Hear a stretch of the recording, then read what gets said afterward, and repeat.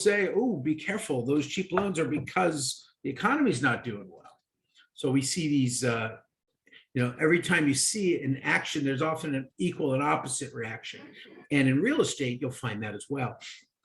Real estate definitely has, your job is to always kind of navigate the waters of a panicky seller, a panicky buyer, and maybe a panicky market, or sometimes panicky governments. Or I got to say these days, panicky utilities, because one of the big things limiting quite a bit of projects these days is the inability to get adequate utilities. For instance, I just told a client today up in the Bronx, I told him, if you want gas, you got to be ready to wait about a year. You might be better for electric. Not that I like electric, but for his particular property and his 3-month timeline, I thought that would be prudent. Lots of crazy little things like that all add up to be part of the development process. So as always, if everybody could, let's get cranking. By the way, this is me. As you said before, Brian Winter. My email's on the right side, skyscraperfoundry@gmail.com. Feel free to shoot me an email anytime. And people send me emails quite often. I spend half the day answering questions for architects and brokers and owners. And actually, I got to get some work done today. But very quickly, I've designed banks around the world, designed skyscrapers around the world, work with a big investment bank called Deutsche Bank. Some would say they're the biggest bankrupt bank in the world, but that's another story. I got to design hotels around the world. Sorry for the pun. And with that, I, particularly with Deutsche Bank, I had the fun of 9/11. And some of my earlier clients, shall we say, also had some security interests in them. So I did end up being an examiner and then the commissioner for the building, a deputy commissioner for Brooklyn, Bronx, and Manhattan from 2006 to 2010. Since then, I went to do labor negotiations. I did done a lot of teaching, which I like to think when you teach, you actually learn a lot. In fact, as I think tonight, I'm going to be taking notes because as I go through my slides, I've got to think about a project that I'm advising on right now. And again, if I can put these two together and all their different risks, hopefully not only they will make money, but I'll make a little money. And that as a broker, you never forget that. You are a broker. You're a person that's melding minds. Again, as an architect and a consultant and investment stuff, I work with a number of firms. And of course, today I am a broker and an architect. So that's me. Who cares? Let's move on. A couple other things I've done, the good and the bad. And I talk about this in all my classes. The great, standing on top of a building that you helped design, looking over the city. The not so great, standing in front of a building that ironically, the building that I was standing on in this picture is now, it's now a client, go figure. But a reminder of the dangers of building in this very vertical city. Quick quiz. Does anybody use QR codes? Now they're very popular in other parts of the world for storing data. I was thinking about putting a bunch of links in future presentations to link you to things like YouTube and stuff to try to get you to see other material. Does anybody use those, or is it just kind of an annoying? I love that idea, Brian. That'd be great. Yeah, I'm gonna. That way, you see something on the screen, you just be able to take a quick snapshot of my screen and go later on, go to the QR code and see what's valuable in it. Or you can just call me up and say, Brian, what the hell were you saying about that? Well, either way works. Very quickly, of course, the 20 sections of the class. Excuse me. We think about the. Sorry, a little rough voice there. Hopefully I'm not one of the 25% of the Long Island City and Harlem and Upper East Side people that are testing positive for COVID today. So everybody watch your voices and take care of yourselves. Guys, we might be heading into another lockdown soon. Who knows? Or maybe masks on. But whatever we're going to do what we have to do because we are licensees as real estate licensees. We have to follow the state. We like that? Whoa, wrong button. Doesn't matter what we like. It's what we're required to do if we want to be salespeople and brokers in New York State. As we see here, a lot of the laws, guys, I'm going through this stuff all the time. Start getting good with contracts. I had to spend half the day with 5 or 6 different owners of a building that were all trying to not sign a contract. And they were trying to get somebody else to sign the contract. And I was like, look, I want to get paid as much as anybody, but you got to sign this contract before I do anything. Because I might make, $20,000, $30,000 in the job, but I don't want to be sued for $1 million later on. And that's kind of the way you want to think about, well, actually, you better exactly think about the importance of front running things like contracts. Again, title, liens, and closing. I think you guys were in my the mortgage class, the M7 class the other night. Some of you might have been there. Again, as we work through this, we think about the impact of all these things, and the great thing about this is you're going to start hearing things over and over again.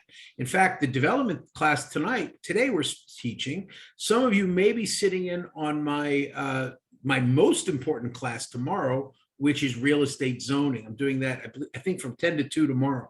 So I'm going to be back-to-back lectures. So I got to be nice to my voice. And as I say that, you'll see how, hopefully tonight you'll talk about development and how zoning is a part of development.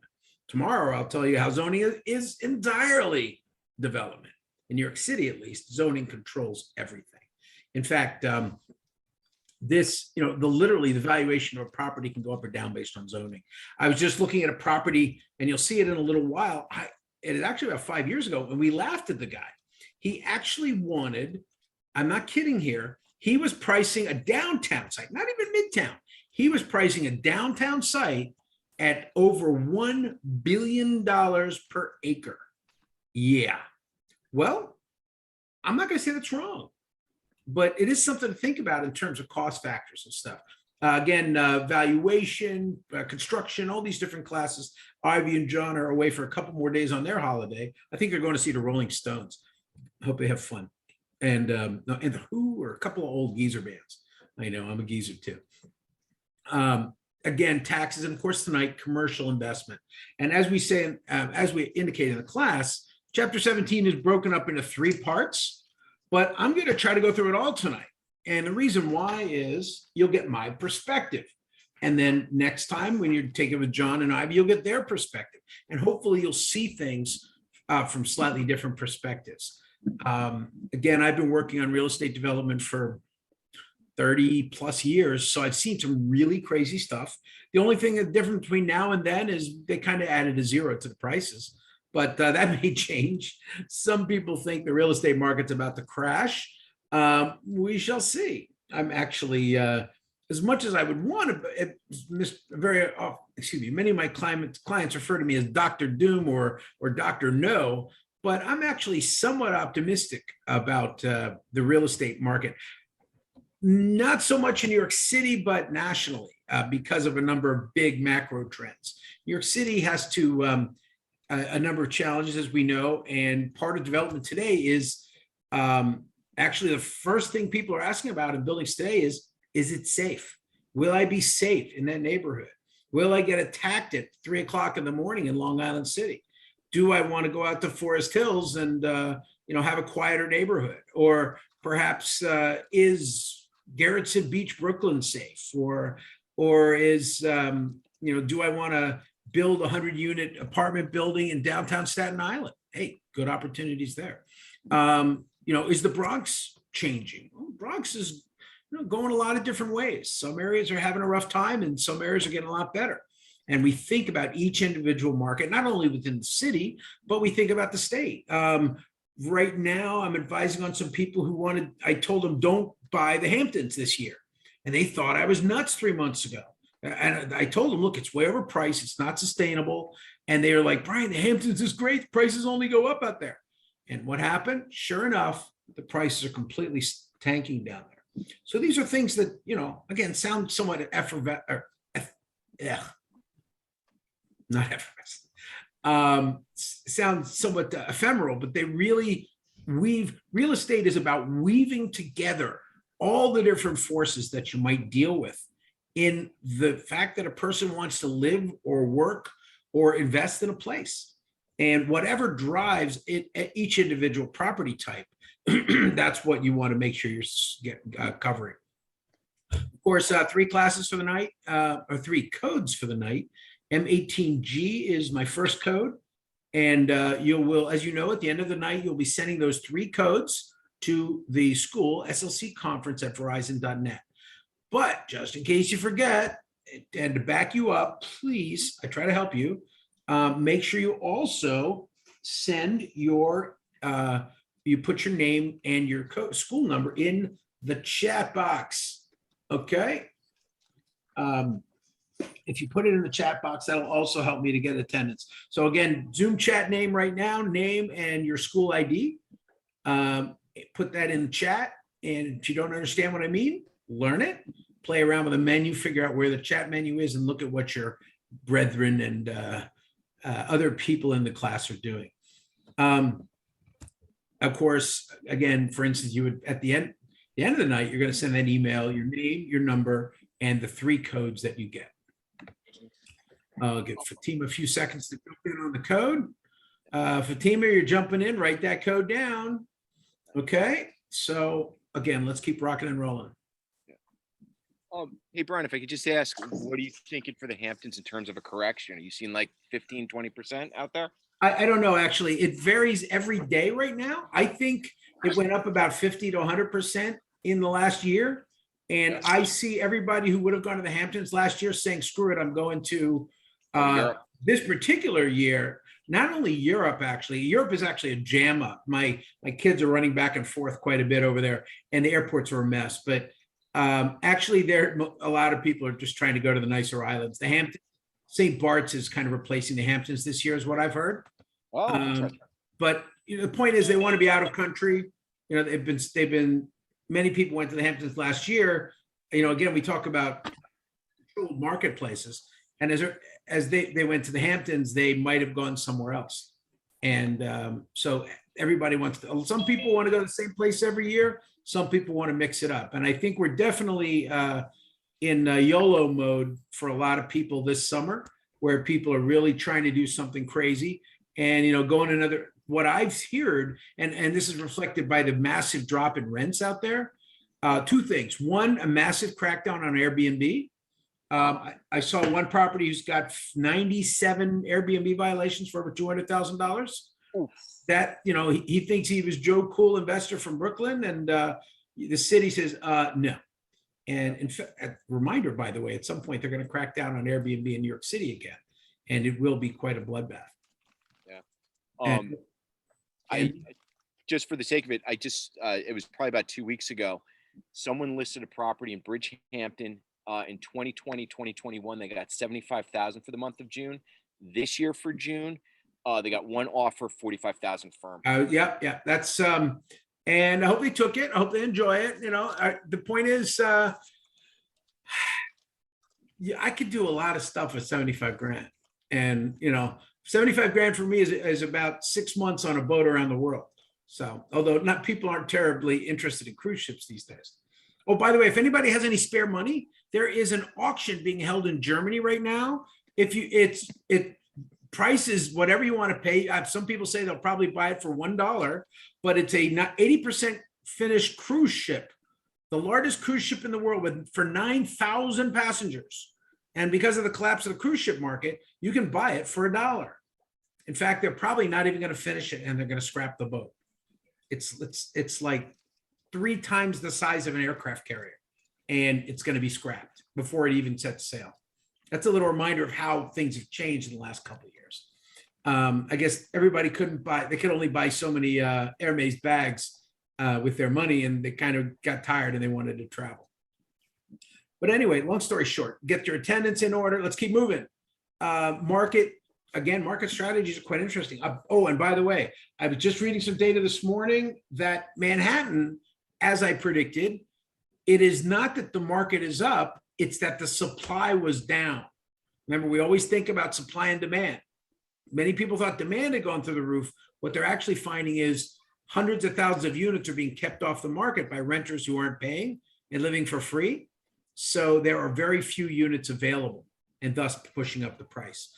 People are starting to realize that, and I'm hearing the rent. I actually saw last night, as a broker, I got an email from a big owner in Long Island City, and they were promising 1 and 2 months free with the types of offers I haven't seen since the beginning of COVID.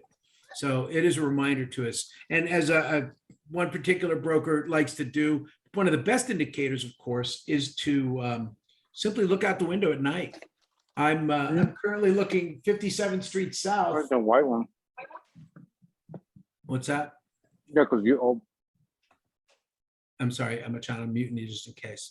So let's keep thinking on again. The class itself outlined the brokers, salespeople and broker are somewhat intertwined. This is more of a broker level class, but as a salesperson, hey, the more you start understanding the mechanics of the process of development, the better off you're going to be and more valuable you're going to be to your brokers.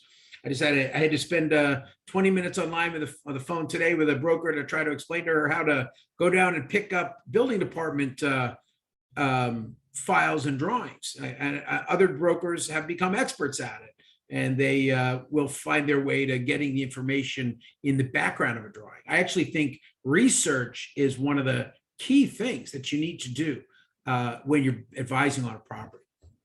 Of course, as we look at the broker class, again, lots of things going on, but we don't worry about that as much as we think about the big picture. As we know, as per John Updike, a great writer, the true New Yorker secretly believes that people living anywhere else have to be, in some sense, kidding. Oh, yeah, you're so cool. You live in, I don't know, pick a city. It doesn't matter.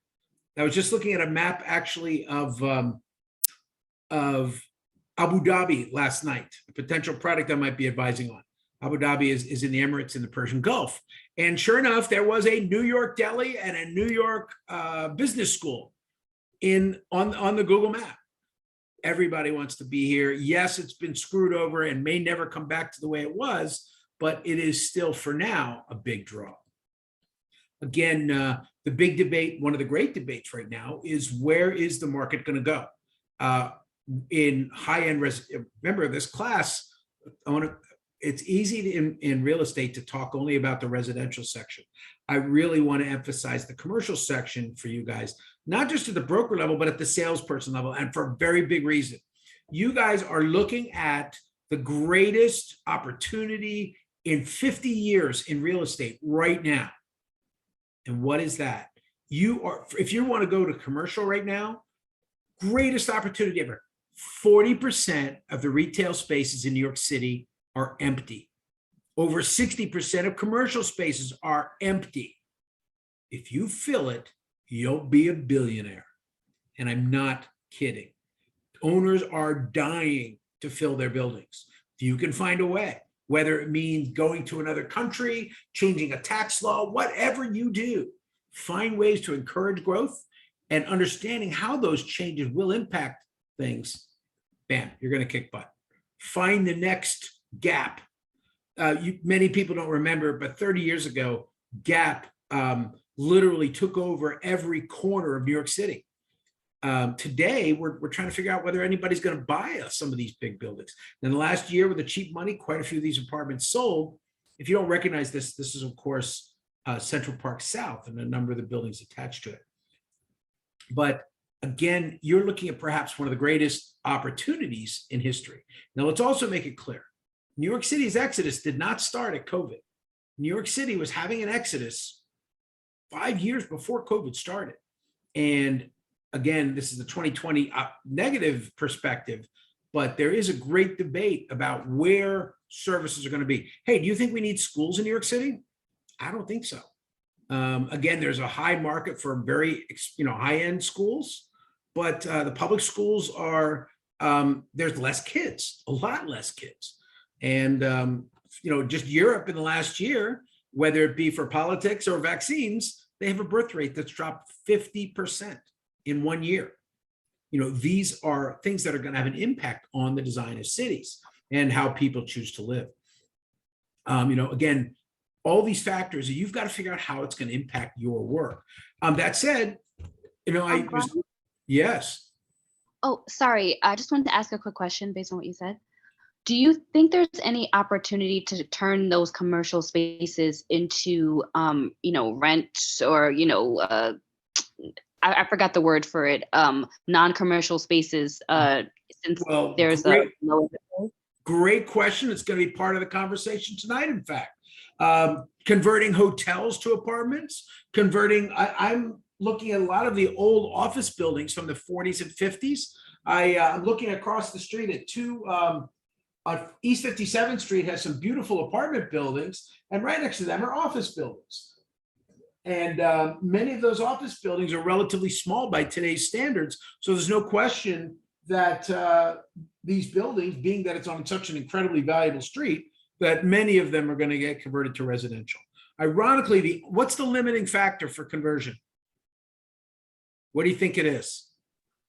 Actual space, maybe, right? Because That- offices are tight. Design is definitely a part. Actually, the biggest, in my opinion, there's many things you could say here. In my opinion, the biggest fact is the existing mortgages. You took a 7-year short-term mortgage on that building, and you promised you'd make $120 a square foot. And the bank is saying, dude, you're not making, or your tenants are leaving, you now have an occupancy rate of 5%. I'm either going to default and take the building from you, which is going to happen a lot. Somebody just forwarded me a big portfolio that might be in the process of being taken away by the banks in the next couple of weeks. Alternatively, banks don't know how to be architects. And again, creative brokers are going to be out there working on the state regulations that are, trying to understand the state regulations that allow hotels to become affordable housing or to allow office buildings to be converted. In the 80s and the 90s, a bunch of really totally lawless developers took a bunch of old, crappy, useless warehouses that were all worth almost nothing in Williamsburg. They were totally illegal. They're poorly done. They were sometimes very dangerous, and I vacated many of them when they were dangerous. But most of the time, they were just illegal but safe. So we didn't vacate them. And what happened is, the 23,000 factories of New York City became maybe 200. Some of the space became warehouses, and some of the space became apartments, and some of it just got torn down. And or hey, one of my favorites in Greenpoint, for instance, a lot of really crappy warehouses became movie studios. They thought the Netflix / Apple TV / whatever boom would create 10 million movie studios in New York City. Well, actually, that's one of the biggest uses these days. So there's lots of opportunities for conversion. And again, we'll talk about that later. 2022, up until 4 months ago, we were seeing some of the best luxury sales ever. In the last 3 months, the luxury sales have dropped anywhere between 20 and 40%, depending on which number you use. But again, just this week, interest rates go back down, things might be different. Many people say, I don't really care how much I pay. I just don't want to be mugged when I walk outside my building. So there's a lot of variables with each property, and you've got to make it happen. In the end, as I said, New York City as kind of a capital of the world, it's been a big challenge. And as I just actually I forgot I put it on the slide, a lot of people also push the market up because of the buy to rent movement. Listen to an analysis today that, the Black Rocks right outside my window, I'm looking at Black Rock's building, and no, I'm not allowed to fire rockets at it. No, just kidding. They are the largest owner of residential houses, and they buy houses and rent them out. Many would say that drove a lot of prices up. If they decide, like Zillow did a couple months ago, to just liquidate their inventories, we could see areas go down considerably. I'm kind of waiting right now because they kept building lots of residential units all during the lockdowns, and a lot of those residential units might get to be interesting buys in the next year. I know people who bought them for, again, Airbnb, at least 25,000 apartments are used for Airbnb. That's 25,000 apartments that are not rented on a long-term basis to people. So you can see how that might be a little bit of a challenge. And at a certain point, government does intervene, left or right. We don't, remember, we're brokers. We don't care about politics. We just want to understand how it's going to affect our clients. I had a client, I was meeting with a broker on a commercial deal yesterday down in the East Village, and he started going on to politics, and I was just like, yeah, couldn't really say anything. So that's a reminder to you also to think about where the market's going to be and pay your attention. My favorite stat of all is those stupid little key cards you swipe in, and when you go into an office building. Castle Systems tracks a lot of things. One of the things they've done for the last 2 years, since the 100% mark in I think January of or February 2020. Boom, of course, COVID #1. And then we saw quite a bit of a track. We actually took a massive dip in January. They were convincing us the world was going to end with another invasion of viruses. So we all got told to stay home again. Again, if you weren't following news this morning, they're saying we might have to do this yet again by September. How will that affect real estate? Again, but good news is TSA checkpoints, the airports are booming, not only for gas prices, but everybody is what? Everybody's, what do we call it? YOLO, right? You only live once. A lot of travel this summer.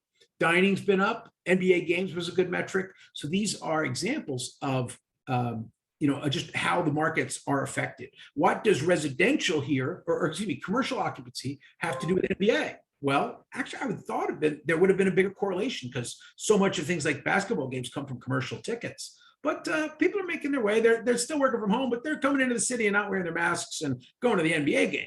So obviously, there's a little bit of a disconnect there, but hey, that's okay with me. Quick introductions. Anybody want to go? I usually do class introductions. Give you 5 seconds.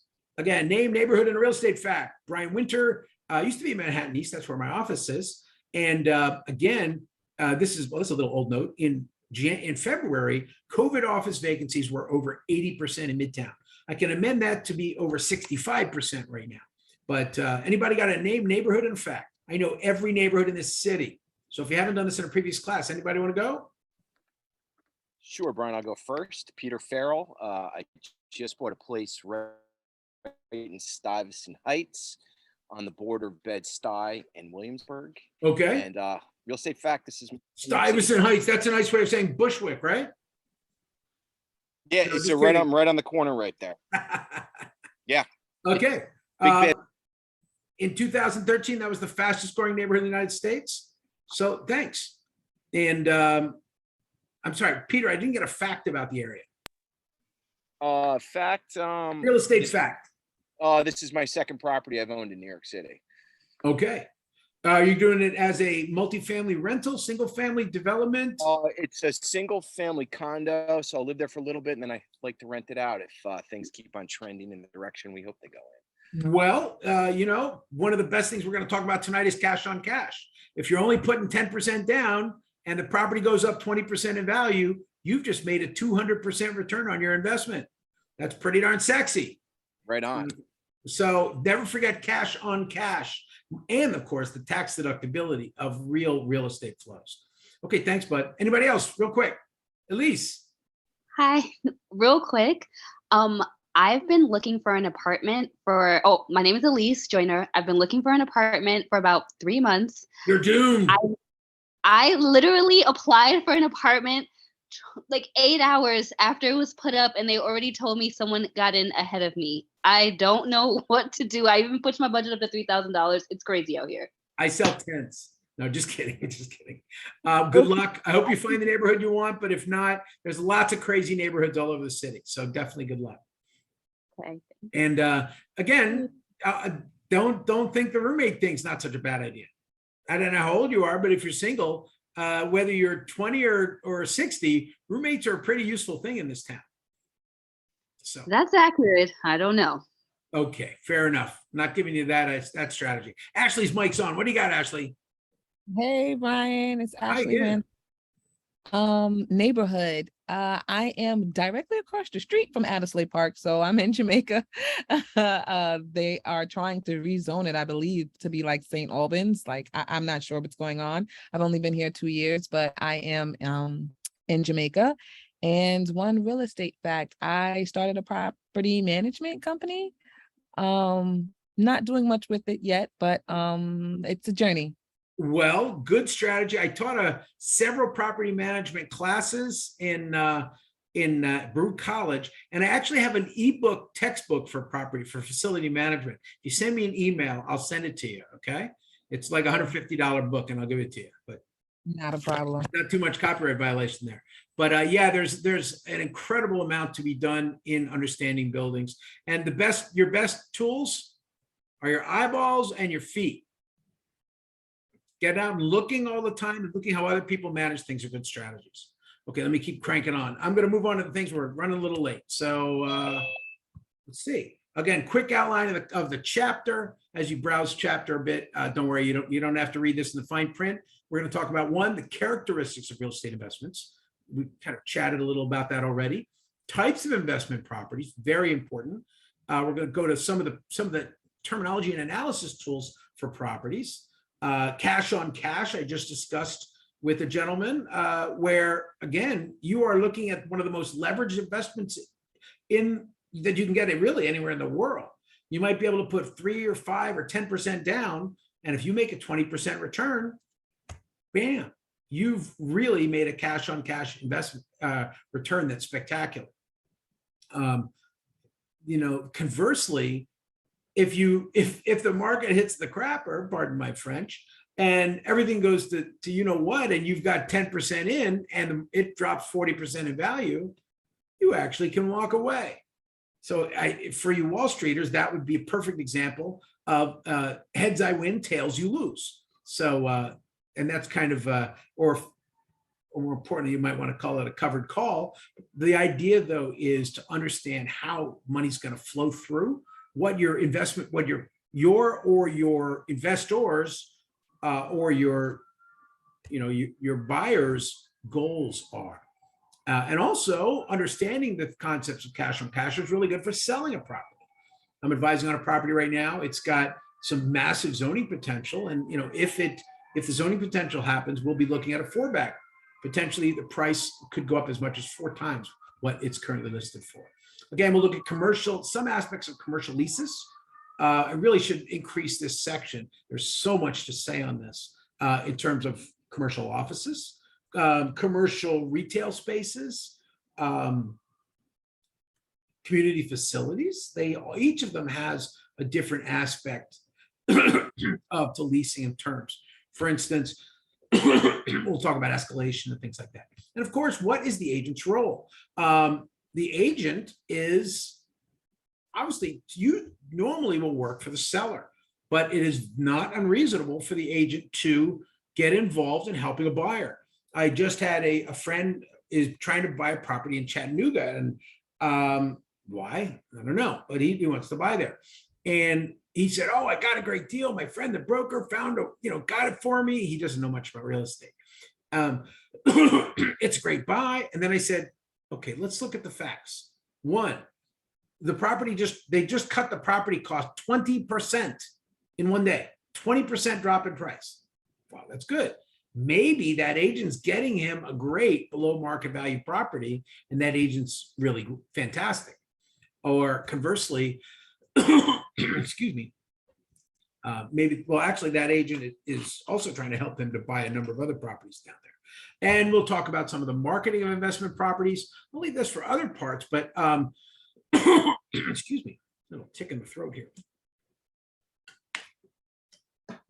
But again, investment properties have a number of challenges. How are you going to advertise them? How are you going to get compensated? Are you getting 6% for investment properties? Well, no, your payment on a large lease might be spread out over years rather than a big check at the closing. And then, of course, we'll go through the points and some multiple choice.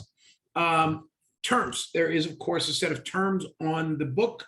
I'm not going to go through definitions of these now, but I want you to pay attention to this list, and hopefully you'll check them all off as you go through here. Excuse me. Anything from, and you inherently know a lot of this, but the retail market is changing phenomenally. I mean, 20 years ago, brokers studied how to optimize revenue from a mall. Today, a lot of the new brokers don't know what a mall is. It's a mall? Oh, what's that? Amazon? Alibaba, right? Well, you guys don't know Alibaba, but it's they do if you don't know, Alibaba or Amazon does Prime Day, and they sell about $15 billion in product. In China, the large company Alibaba has a sale, and on their Alibaba, whatever the name day is, I forget, but $100 billion in sales online.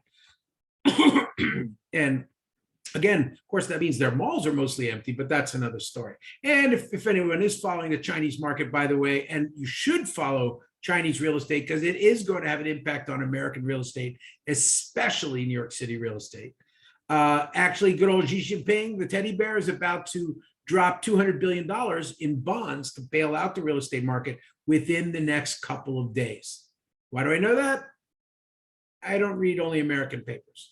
The point is, of course, understand what's going on in the business out here. Understand what's the goal. an investor wants a rate of return. If your investor is a single person who want a day trade, that's not a real estate person.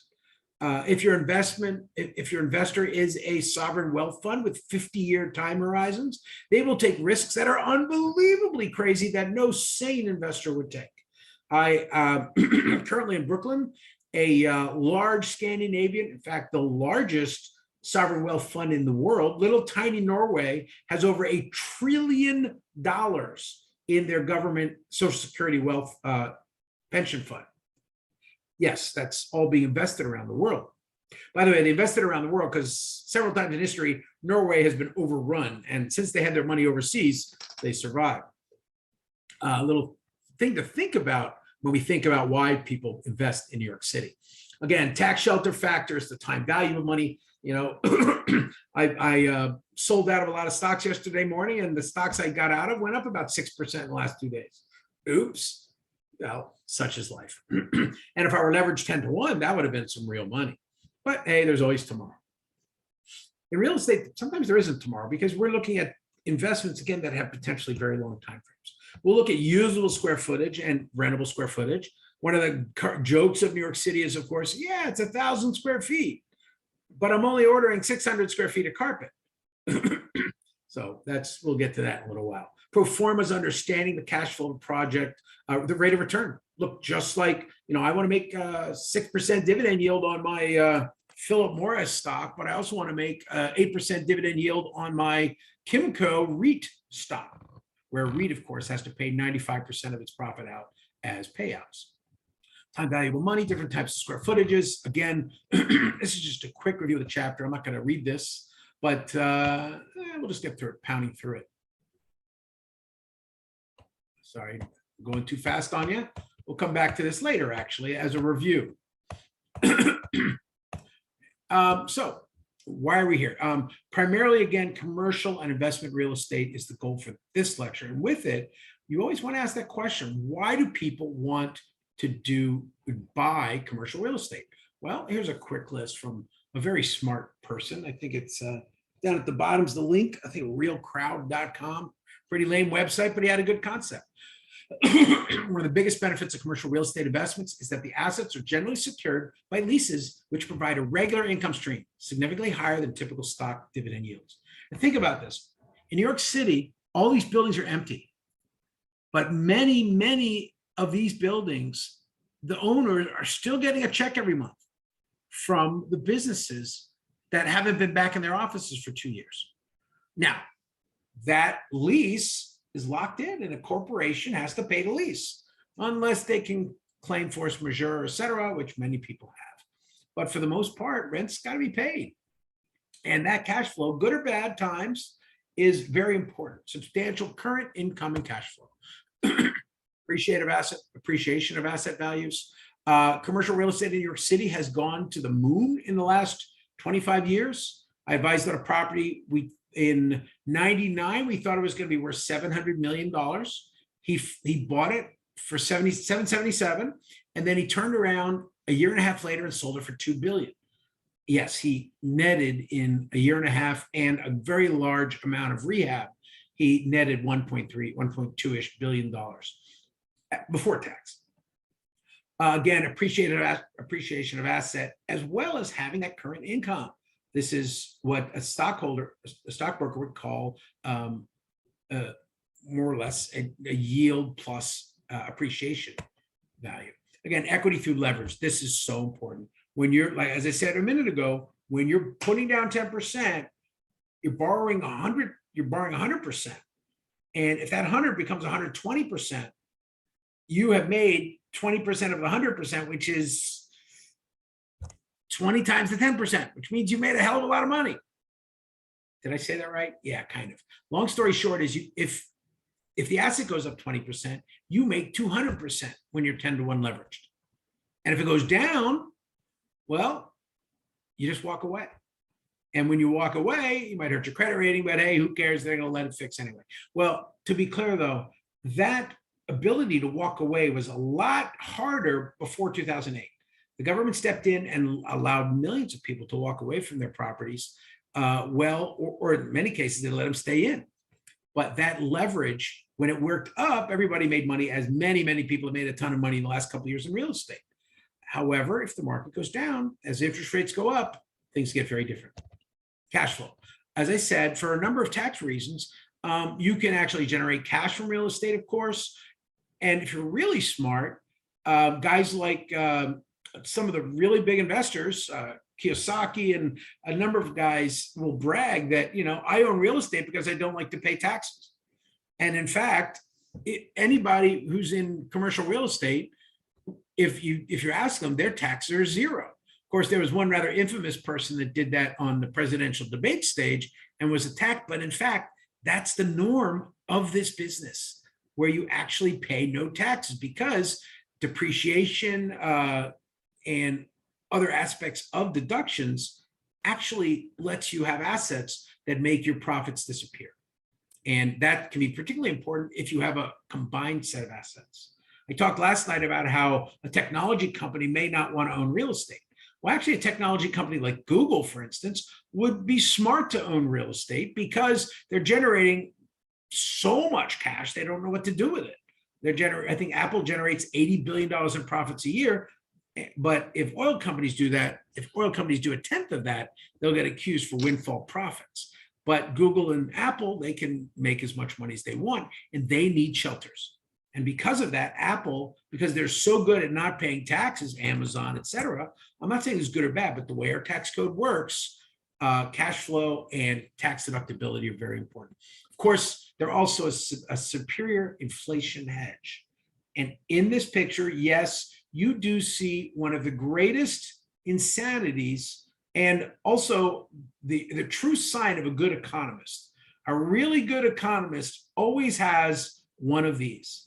Yes, you see this right.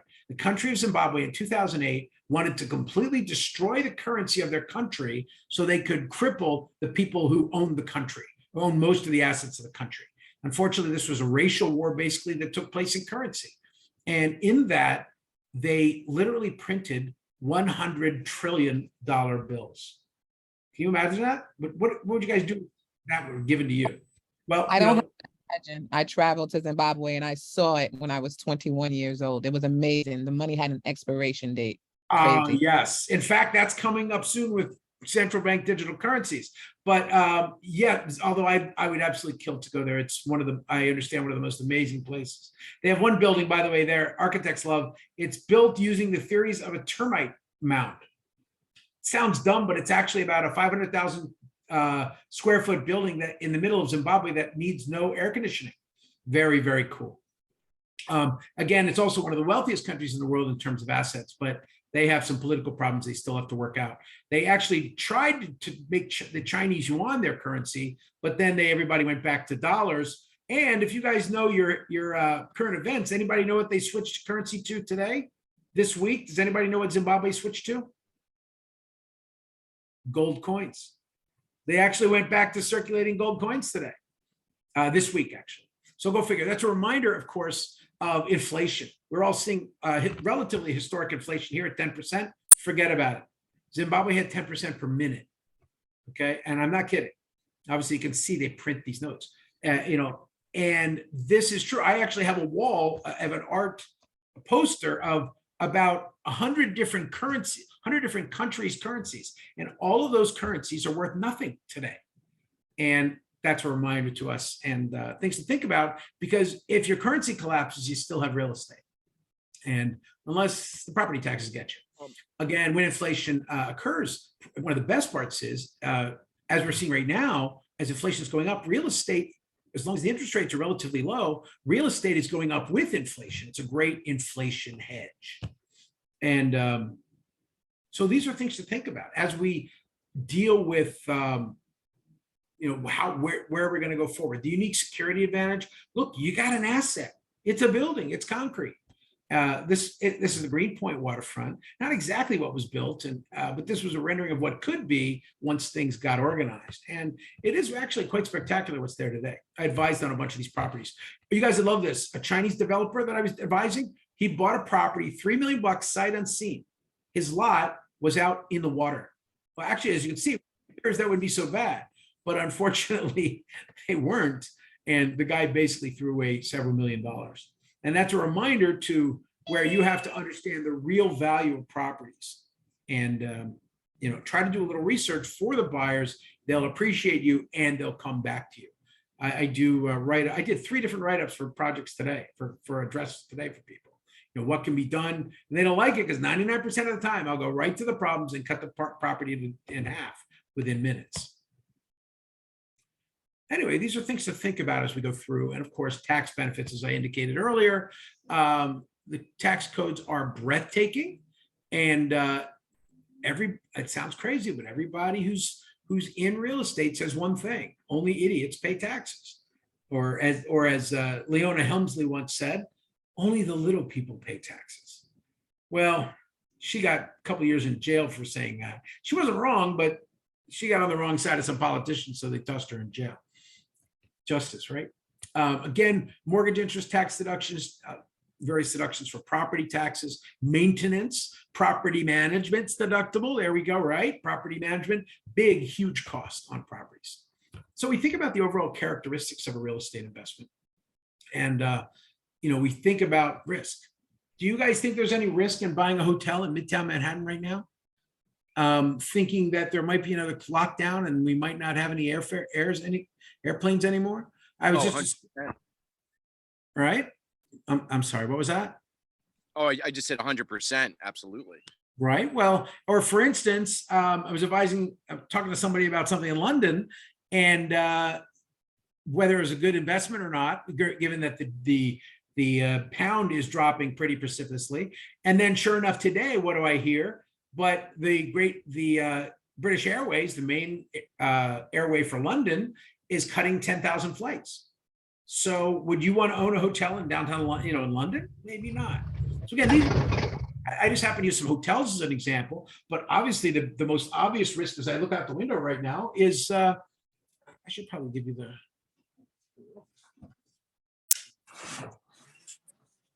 In fact, I'm looking out the window at what up until a couple months ago was the most expensive building in New York City. A little tiny hedge fund called Citadel decided to, by the way, they're not tiny. They basically front run the entire stock market. But let me just set this for a second. Whatever, I'm overthinking things. Anyway, the big picture is risk's a big deal. Rate of return. If I'm getting 10% inflation, and I've got to pay 50,000 construction workers their pension 20 years from now, I need to do better than 10%, right? So the so-called risk-free investment of 3% on a 10-year treasury, that ain't going to cut it. So I'm looking around and I'm saying, where am I going to make money? Stock market? Well, I don't think Apple's going to double again. In fairness, they're down about 40%.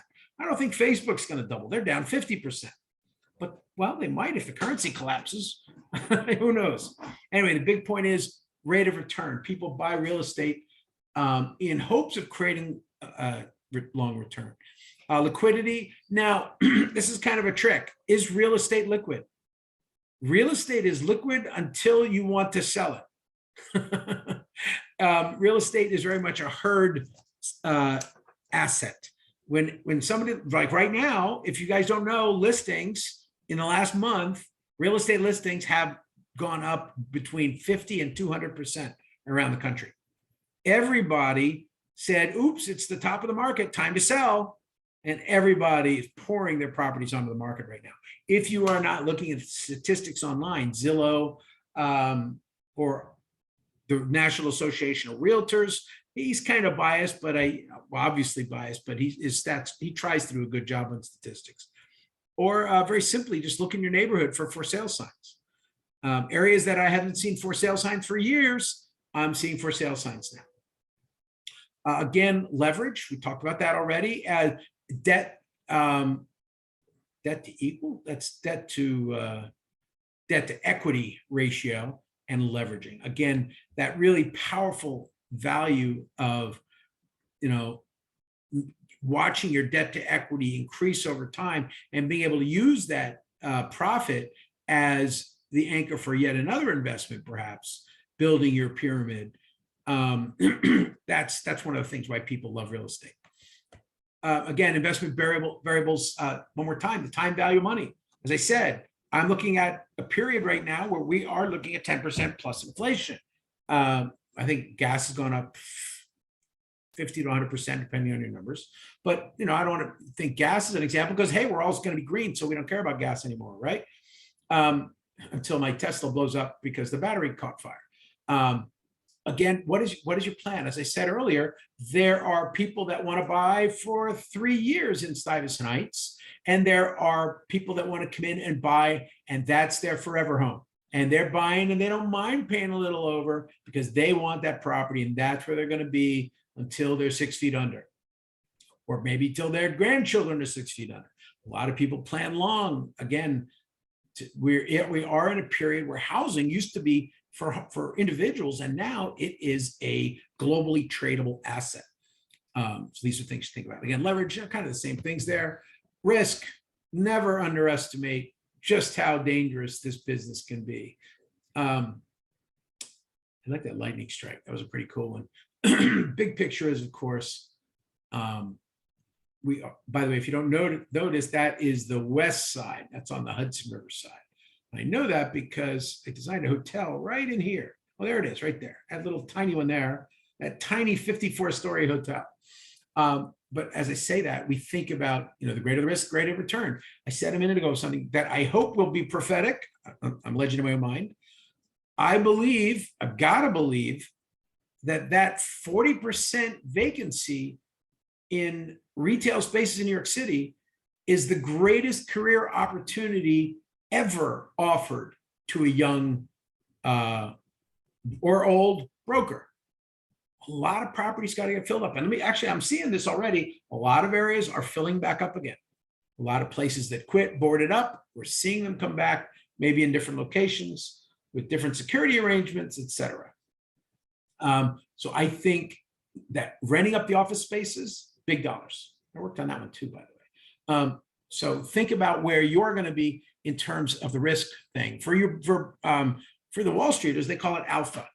Seeking alpha means you are trying. Alpha is a way of gauging how well your property performs based upon what would be the standard risk. So, for instance, real estate would be about an 8% return. If you get 25%, then you have very high alpha. You'll hear that a lot. Again, not on the test, but brokers talk about this stuff. Make it perfectly clear. You're trying to enter a business with a 75-hour class, but that 75-hour class is putting you up against some of the smartest, most motivated, and most psychotic, in some cases, most evil people in the world.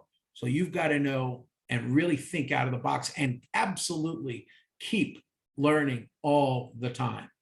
If you're an investment banker, go to the art galleries. I went to a gallery opening the other day. I'm an architect and a broker, so I kind of do both worlds. And at the gallery opening, I got two potential clients.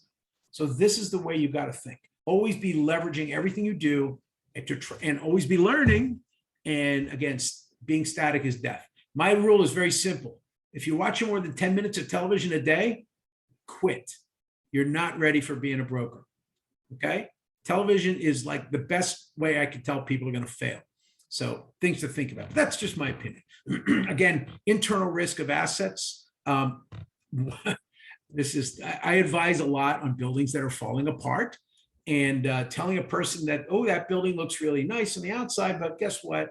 It's got some epic problems with it. And the various types of risk you might, in the classic movie Money Pit many, many years ago, was about people buying a couple of yuppies from Manhattan, going up and buying a, falling apart mansion.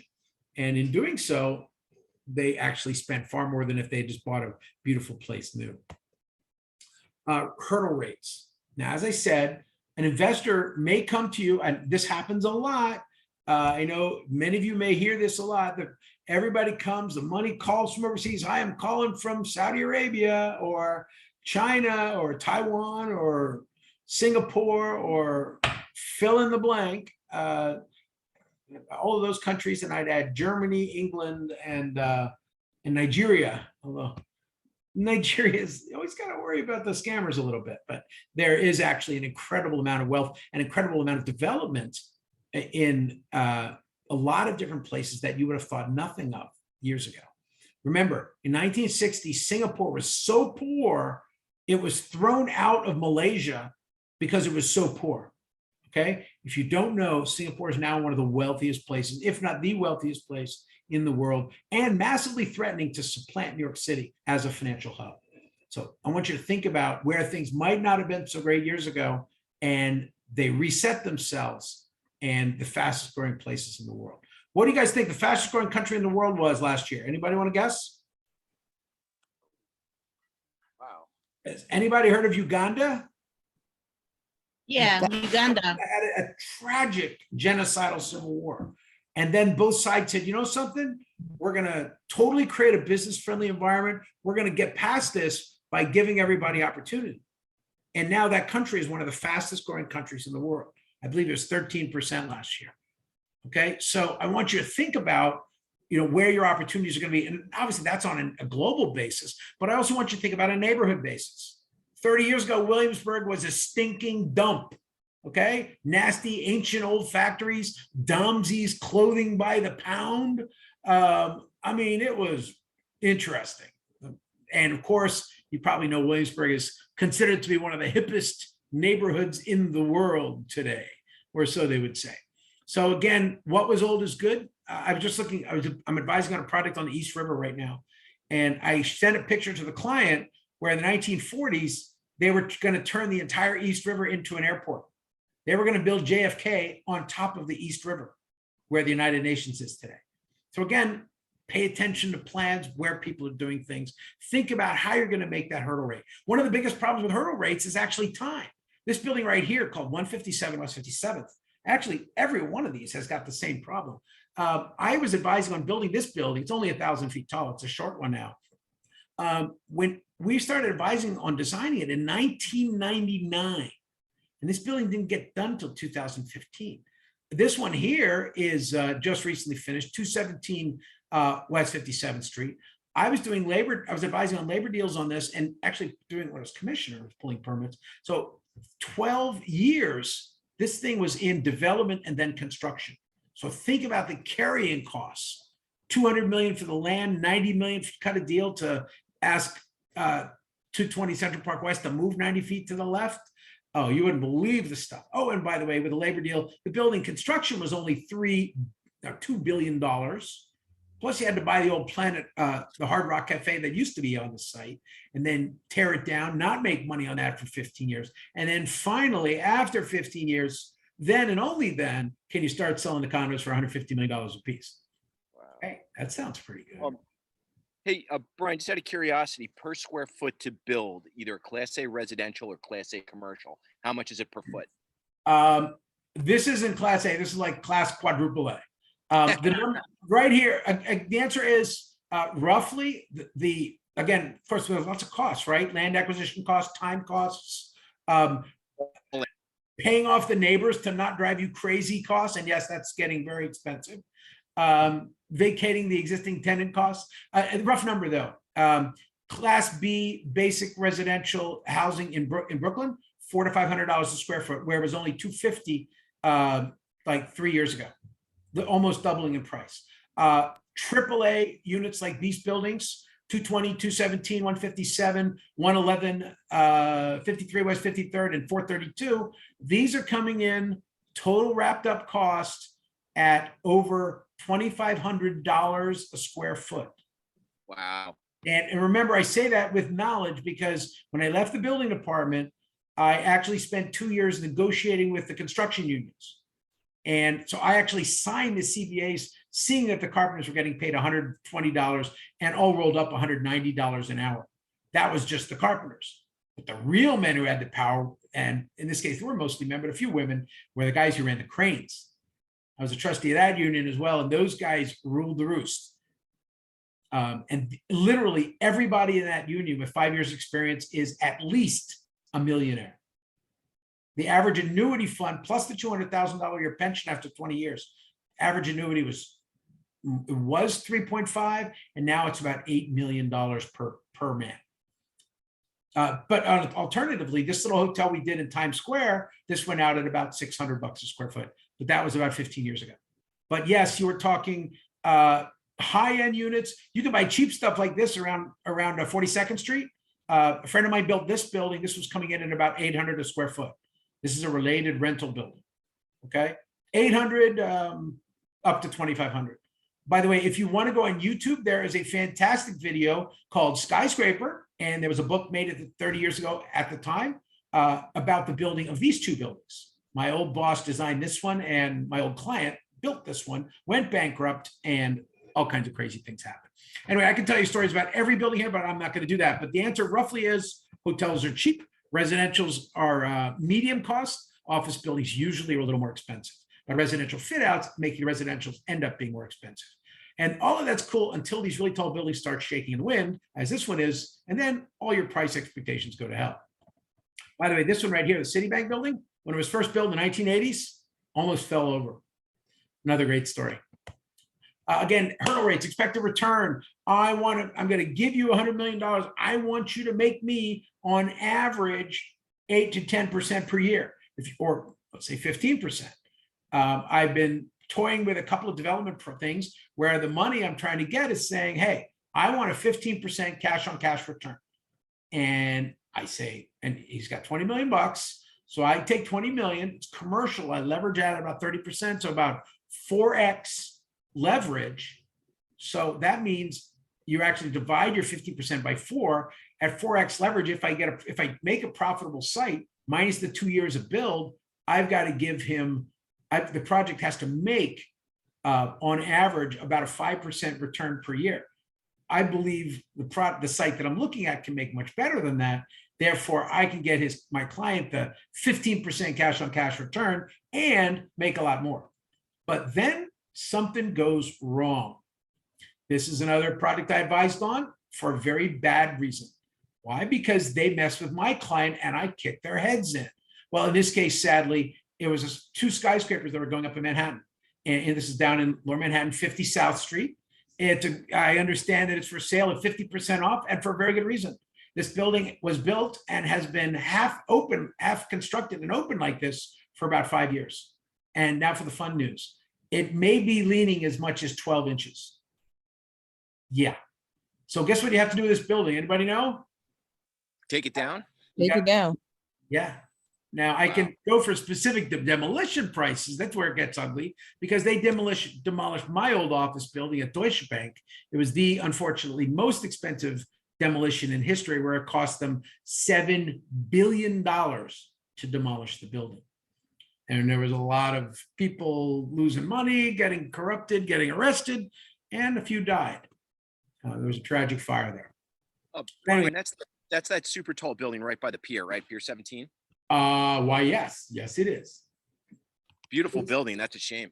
It would have been a nice building, but they had some site issues, and they also threatened the building next to them. And I went in front of a judge, New York State Supreme Court, and let these guys know that if they wanted to harass my client, I would destroy their project and make their life out. Well, no, I didn't say that. I just said even worse. I told them I was going to sit outside their building every day and check for site safety problems and report them if I saw them for the next 6 months.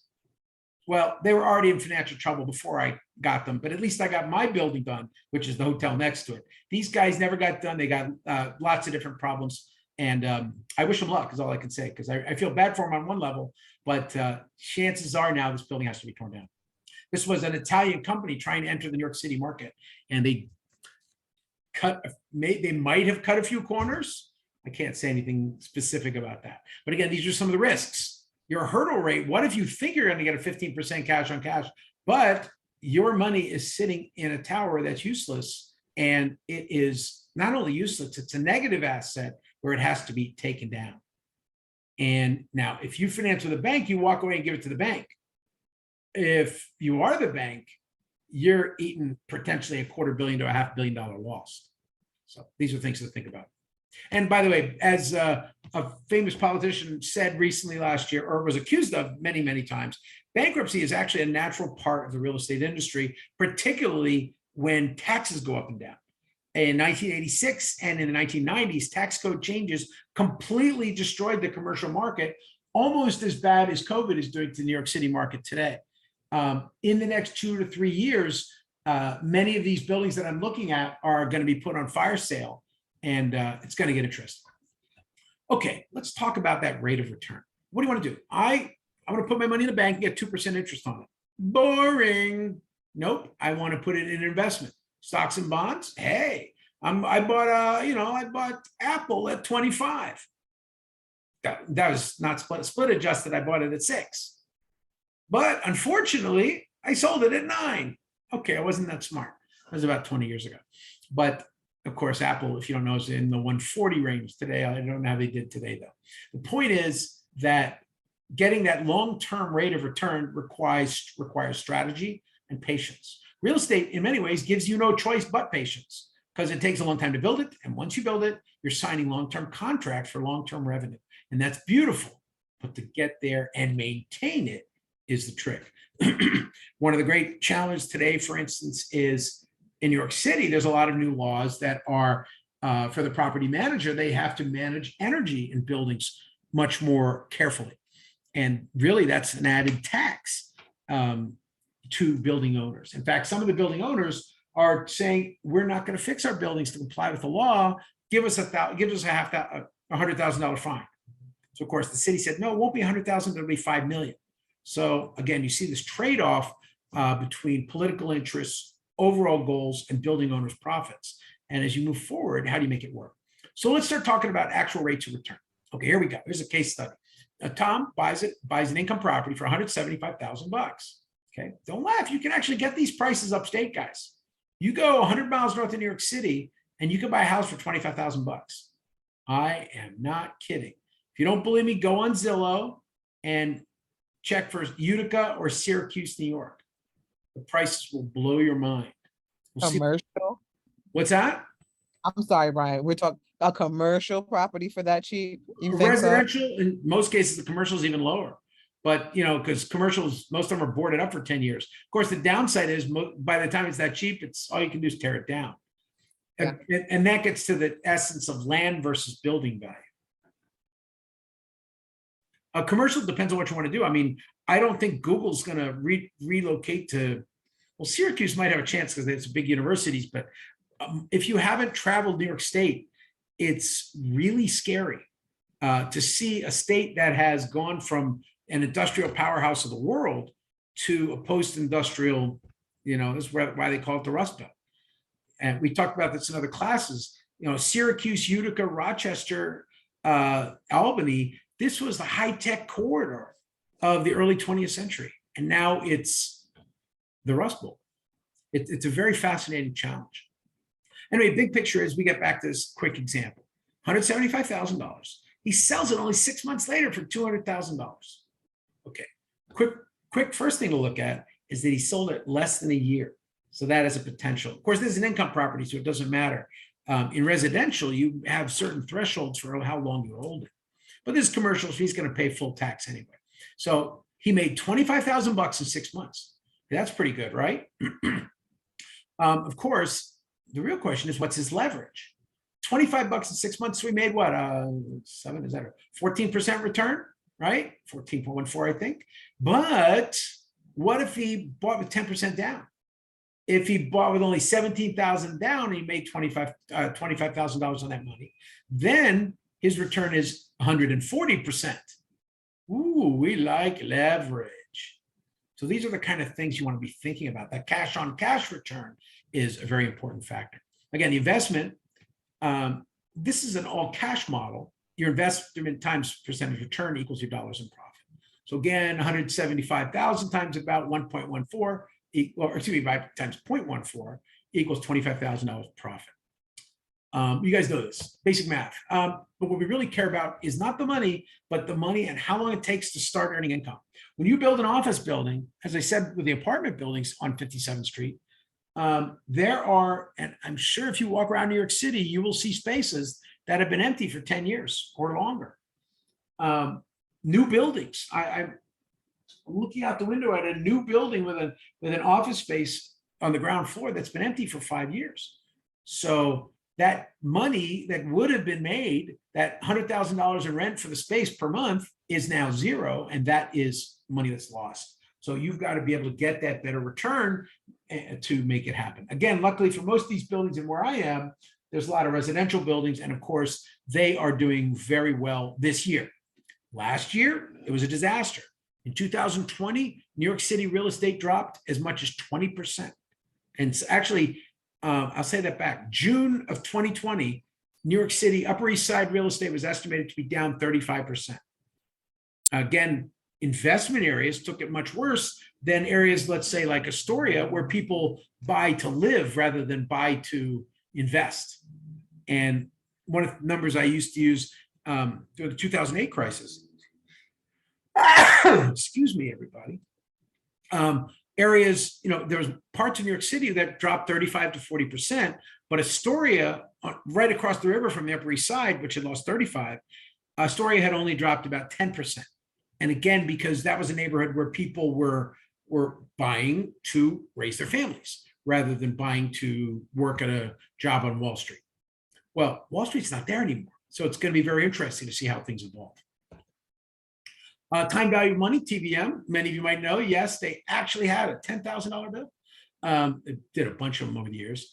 I think, anybody know who that is? I'll give you an automatic A for the class, and you don't even have to listen to the rest if you can tell me who that is. And I know this because I designed his office. I designed the renovation of his old office building. That is Salmon P. Chase. Who the hell is he? He was a Secretary of Treasury. Anyway, good enough to be a $10,000 bill. The big picture is, again, time value of money is about safe versus is the money still good? Ashley just said something really, really important, and this is going to be massively important in the next couple of years as they introduce digital currencies. For instance, in the last year, we saw stimulus checks come out, and everybody was given $5,000. What if you were given a stimulus check that if you didn't spend it within a month, it was gone? That is one of the scenarios that could come. Real estate is perhaps the opposite of that. Why do I show? By the way, if you don't know Queens, Queens is really cool. And this is 37th Avenue in Queens on a Friday afternoon. And in this case, sorry, a little kind of gross, but it's nothing is more clear about freshness than a freshly butchered halal beef. This thing has a shelf life of 6 hours. He's got to get it. He's got to get it up, and he's got to get it out, or it will no longer be valuable. Kind of gross. Sorry about that. But the day I saw it, I was taking a long walk. And this, by the way, this is one of your best strategies in real estate. At least once a week, do a hike. Go through a neighborhood you don't normally walk through, analyze it, look at the trends, look at the for sale signs, whatever, and learn the neighborhood. In this case, it was 37th Avenue in Queens. I don't usually go that far over towards the airport, but I found some really cool stuff. Okay, back to cap rates. As we talk about that value by, we think about that value by income capitalization. This is a pretty common number. You'll hear this all the time in real estate. My property is pricing out at a cap rate of 5, a 5% return on your investment. And this is really important. As I said, it was all about investment up until last couple of months, last year when inflation took off. You guys may not believe this, but 1 year ago, and actually it's still true today, so these people are really getting killed. I know that's hard to believe. There is $19 trillion. I said it right. $19 trillion around the world making 0% or less on their 10-year investments. Let me say that again. $19 trillion is making negative interest rates, guaranteed and locked in. They can't get out of it. I don't know if you heard that again. $19 trillion making negative. They are dying. The world is dying for things to invest in. Good news is real estate's a good investment. Again, quick example of being on the broker side, the development side. A client, let's say a doctor, says, I've got a little cash extra from my practice. I got a $20 million budget, and I want you to find me a property with a 4 cap return. Now, 4 cap is very, very conservative. That means you're only making 4% per year. Now, 3 years ago, that was a common thing to ask for. A 4% return when a 10-year treasury was making 1.5%. That was a big deal. And by the way, for all you bankers out there, a year ago, all the CNBCs and stuff were saying the world's going to end when the 10-year treasury gets to 1.5%. Of course, it had never been that low, but it had gone back up to 1.5. And now, of course, it's about 3.5. But so I guess they would have thought the world would have ended by now. The bottom line is whatever happens, people will always adjust. And so the doom and gloom guys are kind of crazy if you listen to them, but you're also crazy if you don't listen to them. So you got to think about the basic numbers of every product and try to get what your clients need. Hey, Brian, if I could just ask for a cap rate, what's your normal cap rate for a commercial building? Or Well, say that's changed in the last 3 months as interest rates have gone up. Well, cap rates are based on safe rate of return. And the whole concept 3 years ago, a 4 or 5 cap was completely acceptable. People were saying 3 caps and saying that was okay too, because they believed they were going to make money on equity valuation increases. If you're only today, right now, again, your base rate is going to be about 6%. So therefore, I need a 6 cap. I need to be 16 times revenue instead of 25 times revenue. So just going from a 4 cap to a 6 cap, the seller has to make his income go up 50% between 4 and 6 percent return. That's a big number. Right. So the higher the cap rate, the more value the building. Yeah, I mean, people are having appraisers. I talked to the COO of a very, very large appraisal firm the other day. He's actually dying. By the way, if anybody's an appraiser and knows how to do commercial in New York City, I got a job for you. Send me an email. This guy's killing for good people if you're a licensed appraiser. But his problem is they are scared to death of putting appraisals on buildings. And because they don't know how to value properties as the market becomes erratic. Again, I spent half the day on the phone with a bunch of people trying to sell their apartments, and the condo board and the architect that had screwed him over because he lost his DOB privileges. Now he can't sign off a job. And because he can't sign off a job, that architect is, or the sellers of the condos cannot sell at all, because 6 months ago, the banks would have said, oh, go ahead and take it. We're not worried about it. We'll get great investment return on it. But now the banks are cracking down on their credit quality. If there's anything wrong with the building, the deal is dead. And because of that, back to your question on rates, I don't think any commercial buildings are going out for less than, again, quality is the key thing.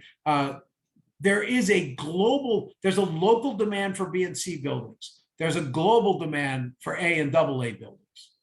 So I think your answer is 6 to 7% for B and C buildings, and or 6 or 7 cap. And conversely, I think you're looking at about probably still 3 to 4 cap on buildings, commercial buildings in New York City. And that is only because there's some incredible long-term players with just more money than they know what to do with. Largest investor in New York City last year, who was it? It was actually the Norwegian Sovereign Wealth Fund. Oh, wow. Because they have they're investing for 50 years. And that is really good. If you buy, for instance, a building with a bunch of rent-controlled apartments, the rent-controlled apartments are basically worth 0. But if you could wait out the 50 years, those rent-controlled, 90% of them within 20 years will be market rate, and you will have gained value. Again, these guys, if you're not following all of what I'm saying, I understand. I'm just talking like I talk to regular brokers.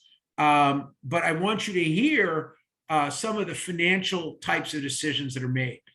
For example, back to my owner that has 20 million to spend. He's paying pure cash. He's not doing any leverage. So he is, with $20 million investment, he wants a 4 cap. So that means at 20 million, he wants to be able to make 4% return, which is about $800,000 return per year on his investment. Okay, so I got to find a property that nets $800,000 a year after all property management expenses, taxes, etc. And if I can do that, then I can get him to buy it.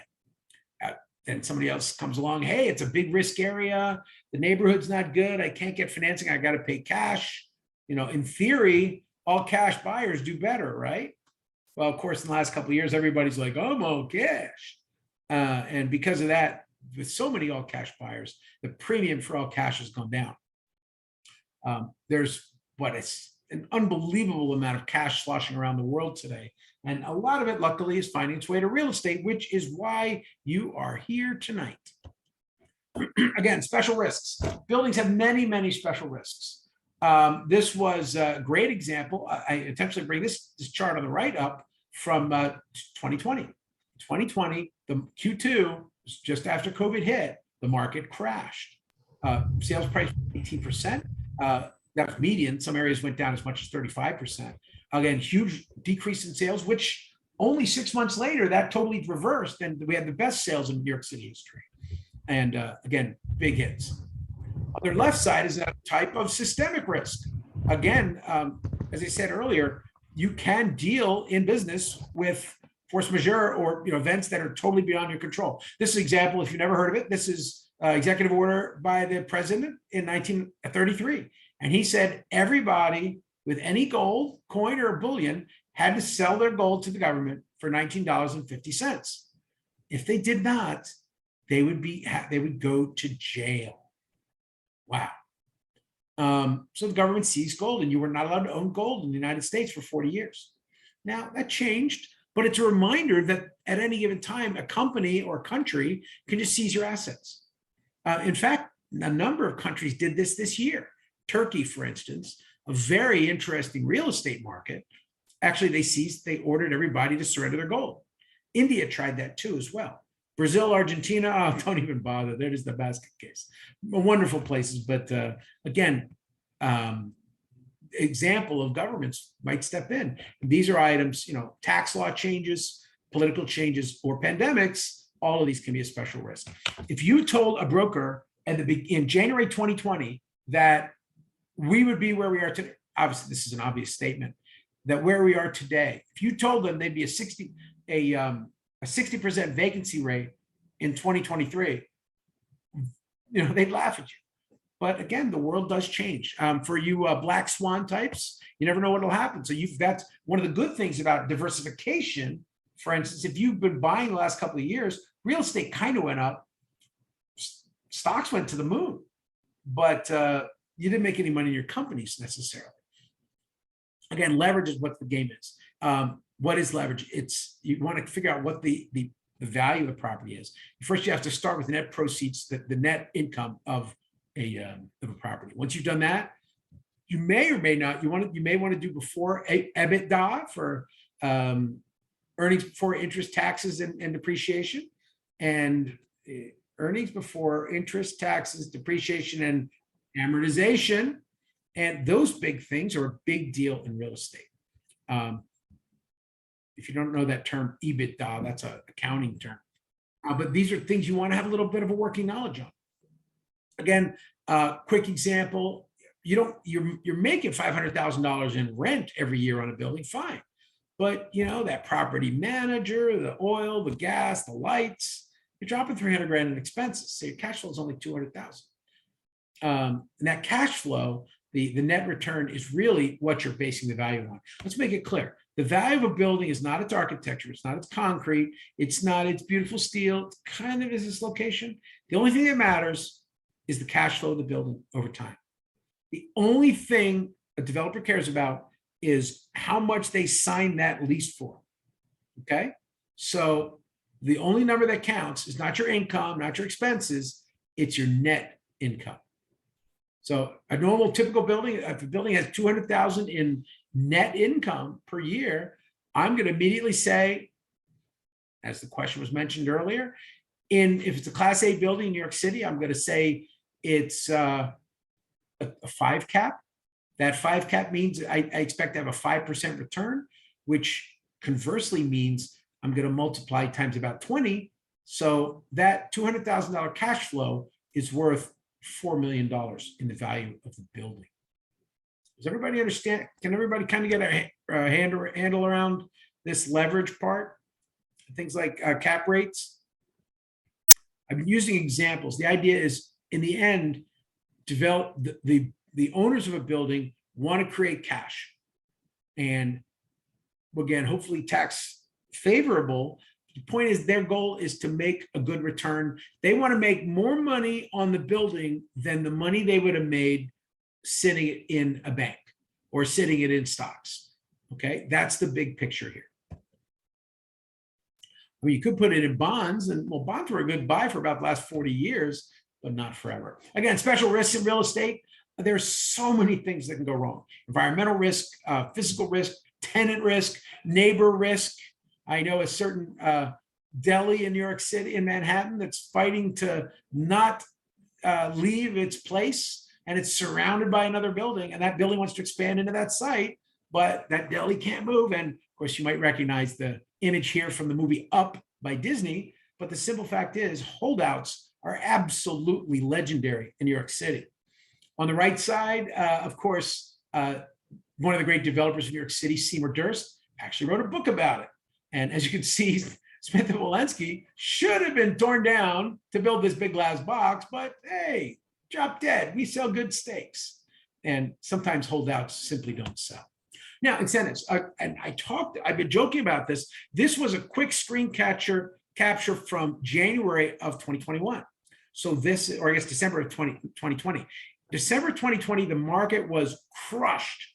If you could sell a building, I mean, this is like selling apartments in New York City in December of 2020 was like selling ice cubes to Eskimos. You know what? Hope nobody's politically incorrect about that. I don't know, but I can say that because I'm part semi-Eskimo, so I can say that. But the point is, this is how desperate brokers were. Hey, how would you like to get a free Bentley if you sell a house? By the way, this is an upgrade. Previously, it had been a free Rolls Royce, but later on they upgraded it to a free Bentley. And I know this because I helped design this building, so I can kind of joke about that. The developers, however, were a little optimistic. They turned a shack that they had bought for $400,000, and 10 years later, and a pretty serious interior renovation later, they were selling it for $18 million. Now, these are, for instance, pretty sexy. If you sell a $20 million condo, what's 4%? That's pretty sweet. This is actually right outside my office window. The point is, this was an ad, of course, in the real deal, and these developers were all desperately trying to get brokers to be incentivized to bring what very few buyers there were. And of course, today there's not as many buyers, but there's plenty of renters. Most of that I attribute. I was telling a client the other day, they were asking, why are so many people flooding in Manhattan to rent? And I told them very simply, there's a ton of suburbanites that got locked in their houses for 2 years, and all the young ones, they spent, you know, if you're 18 years old to 20 years old, if you spend 18 to 20 of your life sitting home and staring at a video game, man, when the walls come down, you're out partying. And in fact, we see that a lot around Manhattan today. But this is a reminder of how bad it was in December 2020. And I'm saying this also, put the slide in again, because in fact, we're starting to see these incentives again as the market slows down with the interest rate rise. Towards the fall and the winter, we may see some discounts like this. And remember, these are the discounts being paid to the salespeople and brokers. So when they start paying these discounts, man, if you can get buyers, you're going to make a hell of a lot of money. It all comes down to being truly what a broker is. Finding the buyers when there are none, or finding the sellers where there are none. You know, 6 months ago, it was about trying to find a listing. Today, it's about trying to find a buyer. Again, quick reminders of other investment risks. And I actually list this as a true investment risk today, which is the Americans with Disabilities Act. This is a law that, in theory, was designed to help people in wheelchairs or any kind of disability. Well, there's been a little mission creep since 1990 when this was passed. Of course, the first thought was, hey, we want to help people in wheelchairs, old people, veterans, et cetera. But this law has expanded so much that by one estimate, 53% of Americans would be qualified as disabled. You heard that right. And so each one of them can sue you for the ADA. And I know at least one broker on in the class right now that knows the ADA is an incredibly potent weapon. In fact, if you don't believe the ADA is an important law, you can watch when giving testimony and you just say the word ADA and a federal judge perks up very big time and starts paying attention. The ADA is a massive impact, particularly on commercial real estate, where if your building does not follow every little rule, you can be sued for unbelievable amounts of money.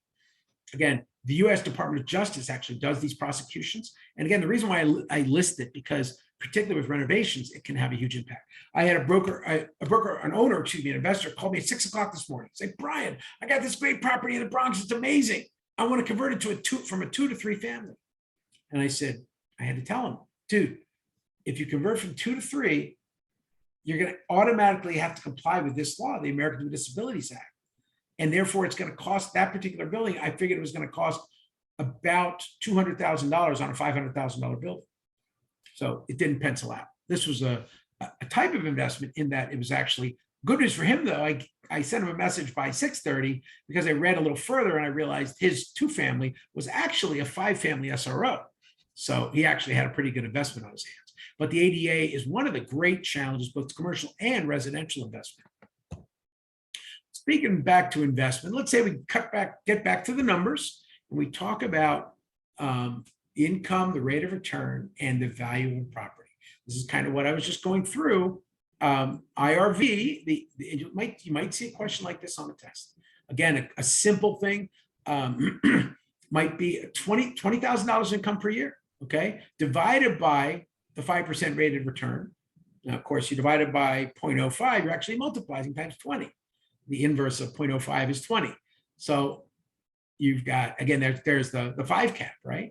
So here, a $20,000 income when real estate is valued as a long-term valuable investment, the property becomes $400,000. Do you guys, and think about that, they're pricing assets for a 20-year time frame. Now I want you to think about this. This is really important. In 1999, the top 30 companies in the United States, okay, 22 years ago, the largest company by far in the United States was GE. The second biggest was Intel, okay, in 1999. 20 years later, those companies, one of them is barely surviving, and the other one is getting crushed by Taiwanese competition, so and Korean competition. So what we're looking at, we think about the long-term nature of assets. Back to the comment, the top 30 countries, the top 30 companies in the United States in 1999, none of them, not one of them, is in the top 30 companies in 2022. And actually, quite a few of them don't exist. That's a very potent statement about the long-term aspect of real estate. You're selling to people that may want to be buying for their grandchildren. I want to buy this house because it's on a beautiful lake and I believe this view will be valuable, and I want to give this view to my grandchildren, or blah, blah, blah. Well, I got to tell you, there's a lot of players in this game right now in New York City. Generational wealth is a big deal. I've dealt with people where granddad bought that 20-story building for $1 million in 1930. It had been built for $5 million the year before by some other schmuck, but it got foreclosed upon. So he bought it for $1 million in 1930. Fast forward to 2020, and that building is worth $200 million. The great grandson is now managing the building. It's literally a generation. In this case, only 90 years. Many of the New York City developers, their families been in the game for over 100. So that never underestimate that incredible power of real estate as an investment. And that is something you may be selling when you're doing commercial investments. You're not buying for today. You're not buying for tomorrow. Yes, it's going to cost a lot to properly maintain this building. Yes, you might have to fix the outside of the building once in a while. You might have to, do the stuff, but it's a great location. We believe the rent's going to be there, whatever the market may bear. And 90 years from now, you'll still have a great investment. Well, that makes some pretty big assumptions. The good news is in New York City, that assumption has paid off over the years. It's one of the reasons why New York City is, considered to be one of the capitals of the world. Real estate is one of the main elements of that. But I would also point you to other places. A friend of mine was advising on a property in St. Louis. a 1 million square foot building, a 1 million square foot. It had once been a Class A office building. It was in the absolute center of St. Louis. This building, again, limestone, beautiful marble, everything, gorgeous materials, total Class A when built. 90 years later, it's in good shape. It had been maintained the whole way, but the city died. Many of America's cities have died. And this is true of places all over the world. You know, we find ways to destroy our cities, but hey, if, you know, I'm sure it's really good to invest in Rotterdam in 1939. Some of you might know that Rotterdam was completely leveled in World War II. So again, we get to that question, what is that long-term asset? Oh, back to my St. Louis comment. This guy, 1 million square foot building. And remember, I said it's in New York City, it's $2,500 a square foot to build new Class A construction today. Okay, and the very low end, you can do it for 1,000 a square foot, $1,000 per square foot. Now, St. Louis, 1 million square foot building. A friend's client buys it. The friend's client bought it for $11 million and then immediately got a 10% tax or a $10 million tax incentive from the city from it. Let me say that carefully. I don't know if you heard that. Somebody bought a building for $11 a square foot, immediately got a tax abatement of $10 a square foot. He bought a major Class A, once what had been a Class A office building for $1 a square foot. And that wasn't 1889, that was 2019. Okay, so there's a lot of cities. Where was that? That was St. Louis, but I can Oh, show you the St. same Louis, I'm deals. I can show you the same deals all over upstate New York. As I said earlier, go to Rochester. I mean, before the big boom, I was using case studies for my construction classes. I was using just right off of Zillow.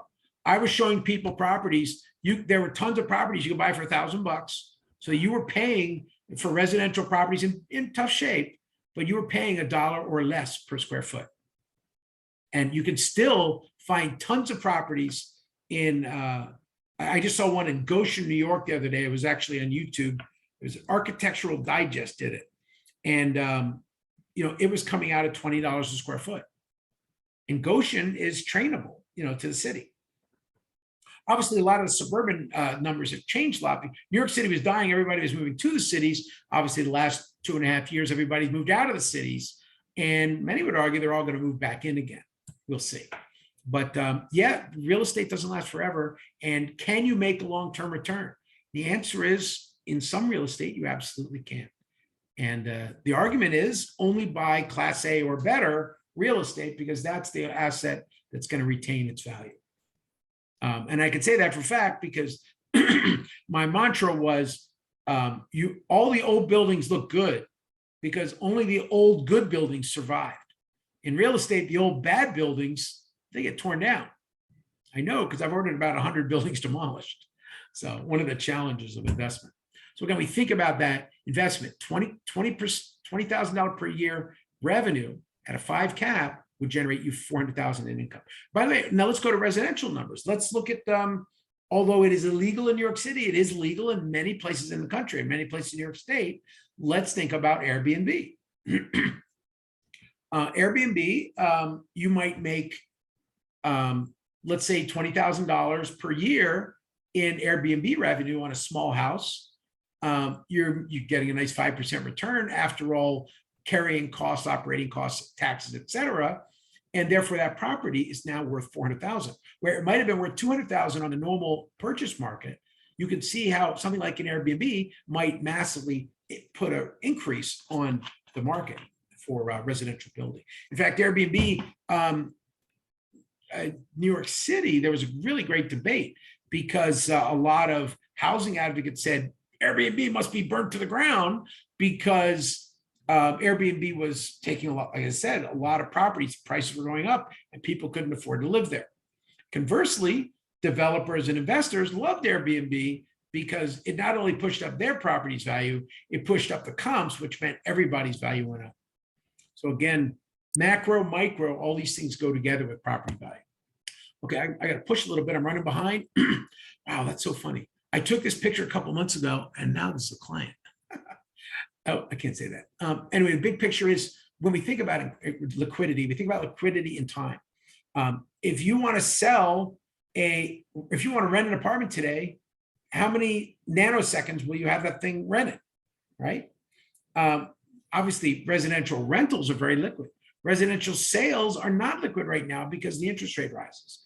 As we know, the stock market literally microseconds, or if you know how Steve Cohen and some of the other guys work, their purchase, of course, they can do something in nanoseconds for the stock market.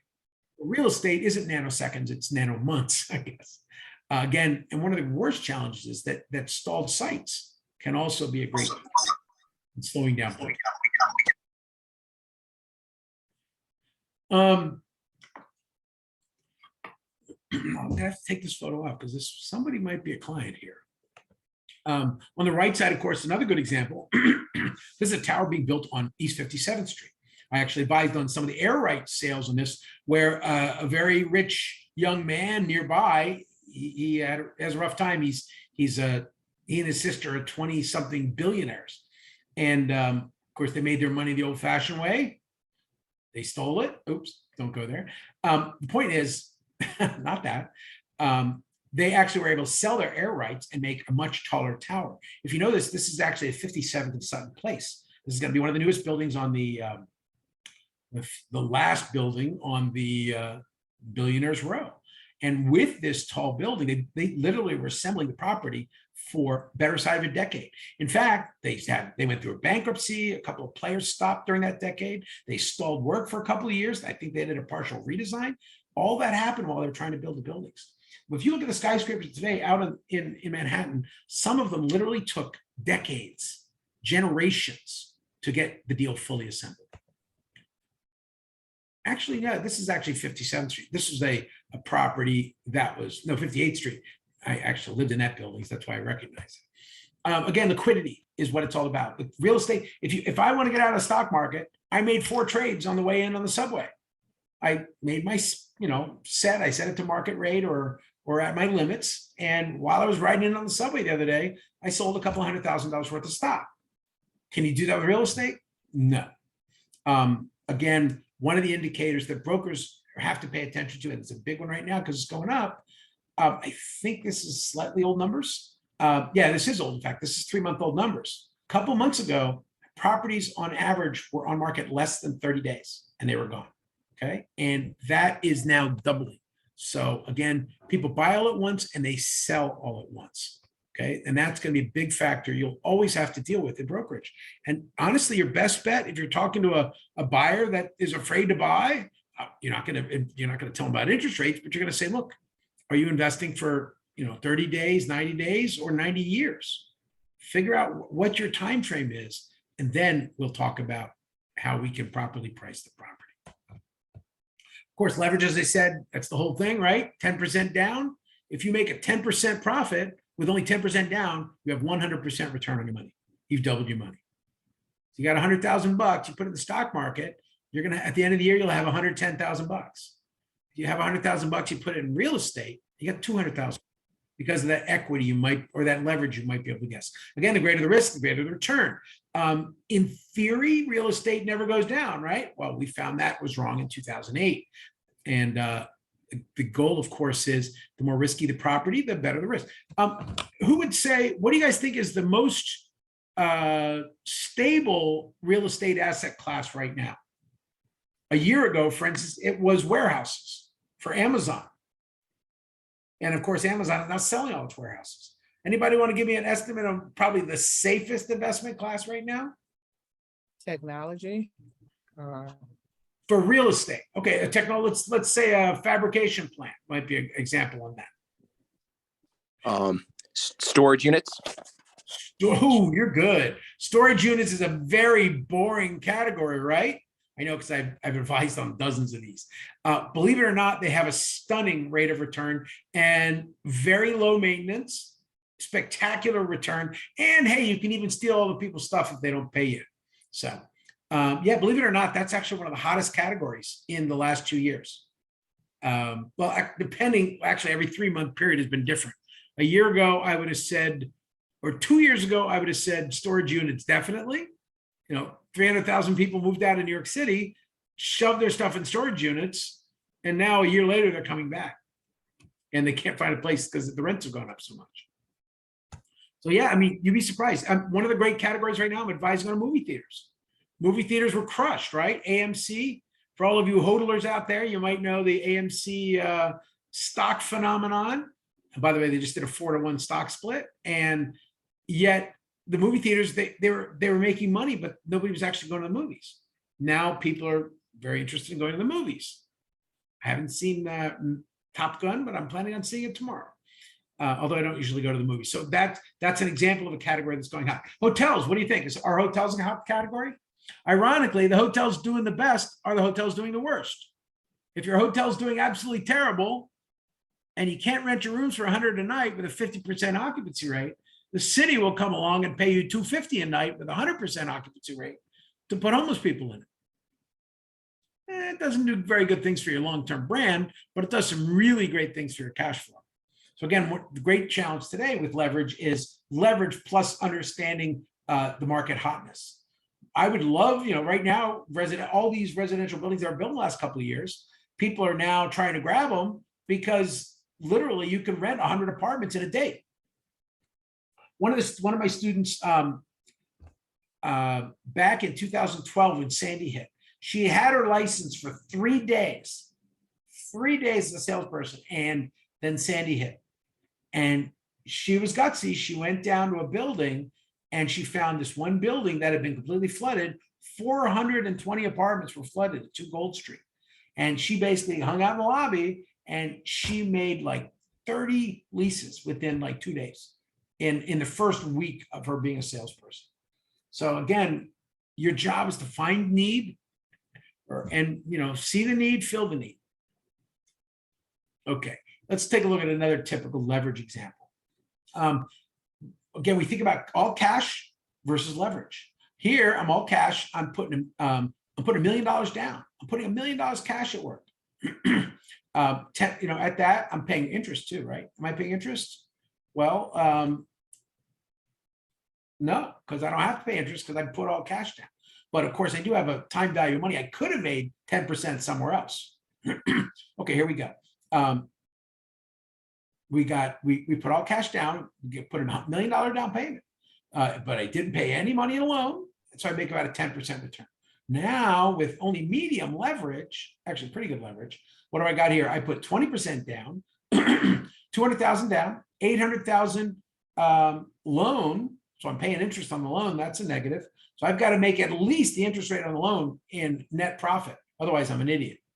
And of course, you're paying the 64,000 in that loan in interest. And after that, you're actually making with a 20% down, your 200,000 investment, you're making 36,000 bucks, and that is an 18% return. So leverage looks pretty sexy. Of course, what happens when leverage happens? If you bought all cash and the market goes down 5%, you lost 5%.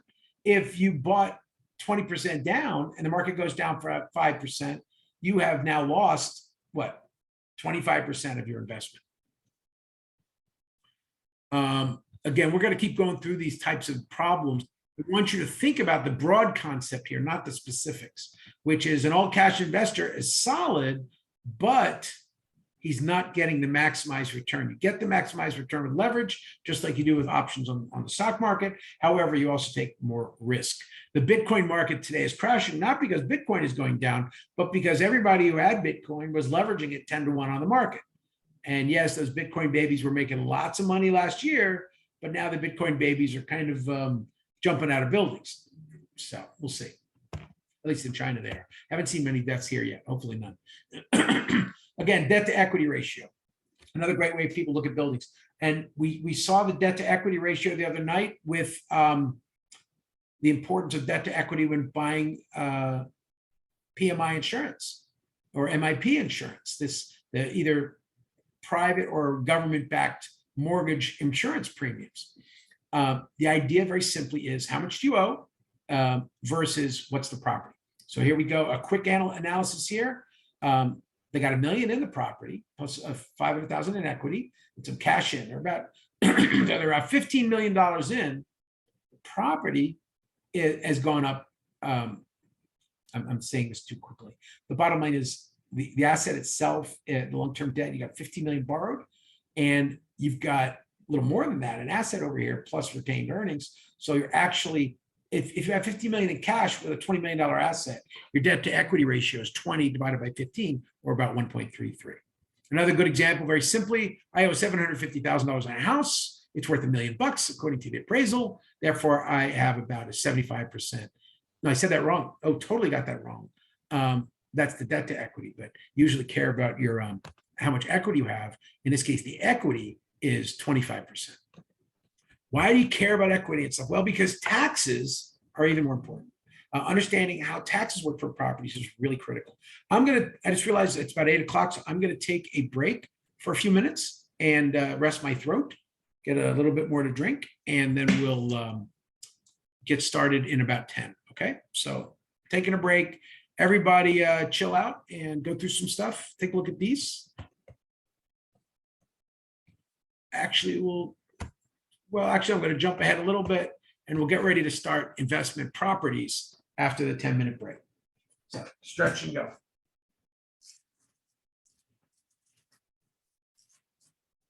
Anybody have any questions so far? Don't worry, this stuff's going to repeat. Great. Yes? Great stuff, Ryan. Enjoying it. I hope I'm not talking too fast. This is just the way of the business, and I want you to hear it. There's a lot of smart people on here already. I know at least $1 billion brokers on here tonight. And so I want you to think about, again, how you can make this become really liquid thought. I want you to just do this without even thinking about it. All right, 10-minute break.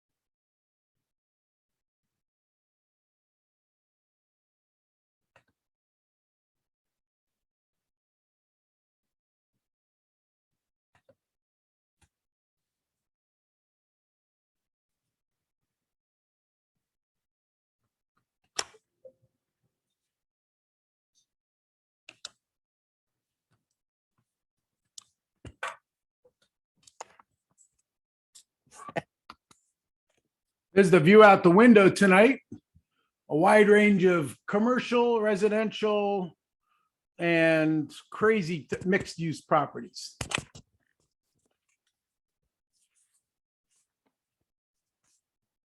Back to the fun.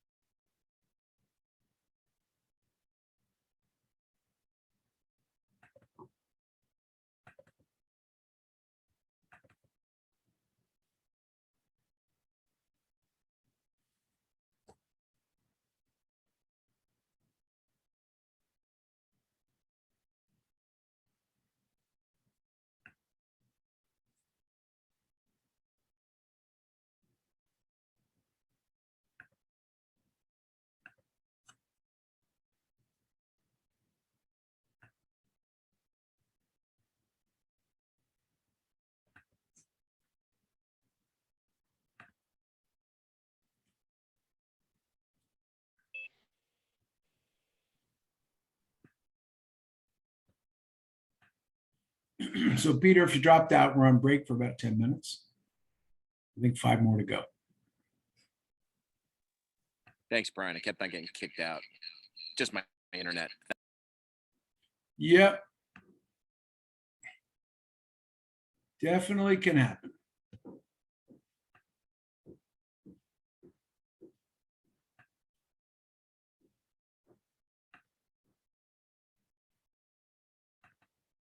I like that background. That's kind of fun.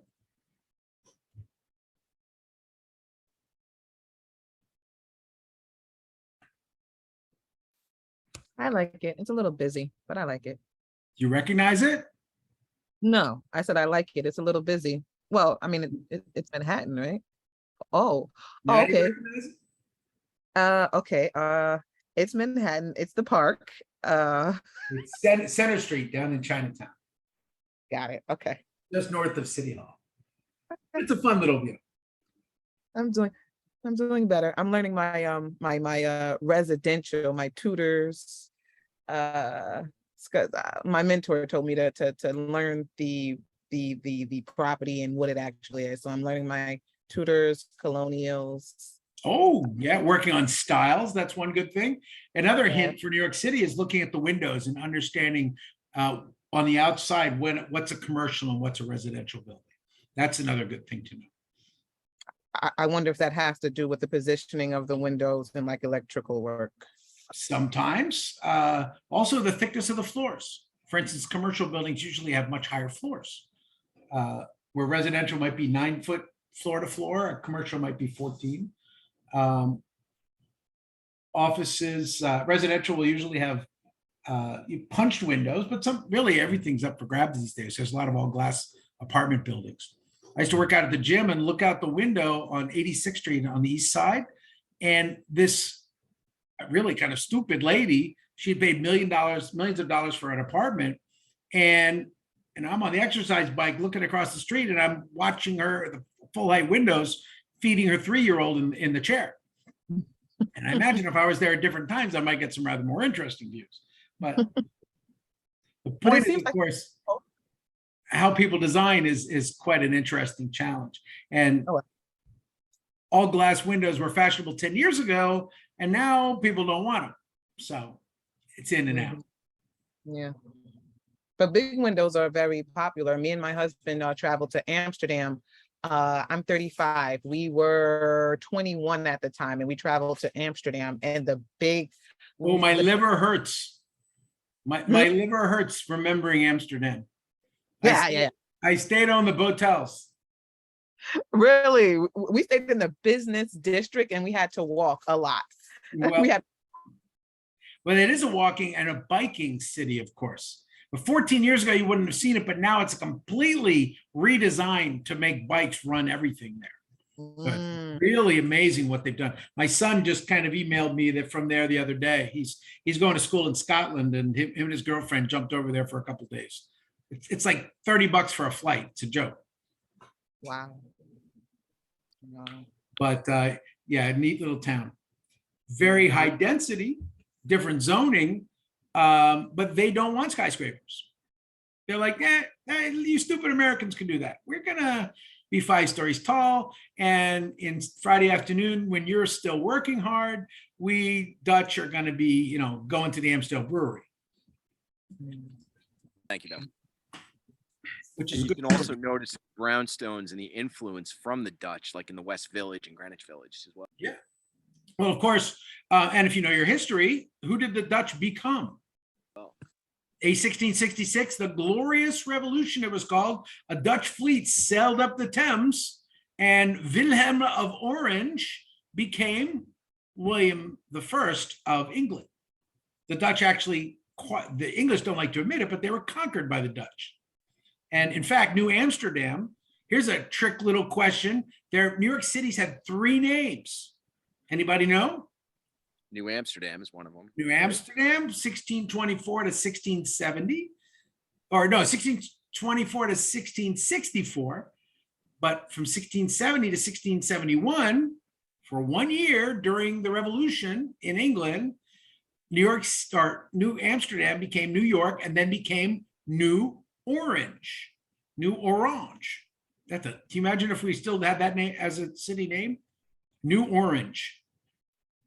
Okay, sounds dumb, would have been dumb, but the Duke of Orange was a bad guy and he kicked people's butts. And big picture is, of course, the Dutch and English have had a long history of blowing things up around the world over the centuries. And New York City is part of that. Most people don't realize, by the way, they don't talk about it in many history books, but New York City was founded for almost one purpose. This was a pirate base. New York City was a pirate base for the Protestants to attack the Catholic Spanish in the South. Very interesting. Anyway, let me get you, I got 1 more minute, then I'll get back to work.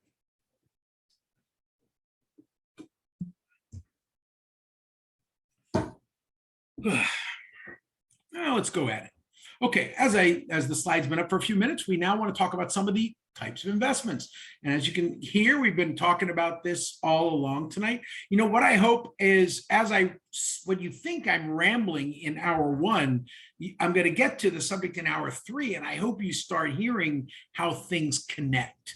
In fact, real estate is all about connections, adaptation, changing, really just finding, it all comes back to highest and best use. How can you make the most money from that property? Or if you're a government or doing zoning, which is tomorrow's lecture, you'll think about how that property can do the most public good.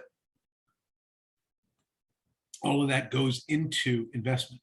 You can't invest unless the city says you invest. Everybody's like, oh, that's communism. Well, very simply, if the city is going to give you water and give you electricity and give you subways, then you've got to follow some of their rules. And that goes really to the essence of our next subject, which is how do we value properties? Unimproved land, for instance, office buildings, residential, single used to be very different from multifamily. In fact, as a real estate broker, in much of New York state law, single 1 to 3 family buildings are treated fundamentally different in your responsibility as a broker. 4 family and above is considered commercial, and therefore there's less due diligence. Investors can take more risk. They can do more risky loans, as we talked about the other night. And whereas 1 to 3 family, they're getting financial backing. They get this insane leverage. You can buy a house with very little down, but the challenge, of course, is with very little down, you may not see the price appreciation. Of course, mixed-use properties are insanely important today. Retail centers have evolved. In the 1950s, when they built the first malls in Baltimore and Minneapolis, those big powerhouse cities that they were. Baltimore is sadly almost gone. I watched it die as I was growing up in Maryland. Broke my heart, and hopefully they'll get it returning again. Although they just lost probably their most important employer. It didn't help. Again, mixed-use, retail, industrial. If you're in your 50s like me and you've watched the deindustrialization of the United States, I'm not talking politics one way or the other. but it's very fascinating to see. And I'd ask everybody the simple question: does anybody know a person that works in a factory? I do because I'm in manufacturing, but I know. it's Okay, you're a winner. What do you manufacture, by the way? limited. I work for Jacuzzi. We do a 1-day bath system, so it's acrylic and Okay. closed cell Well, you win.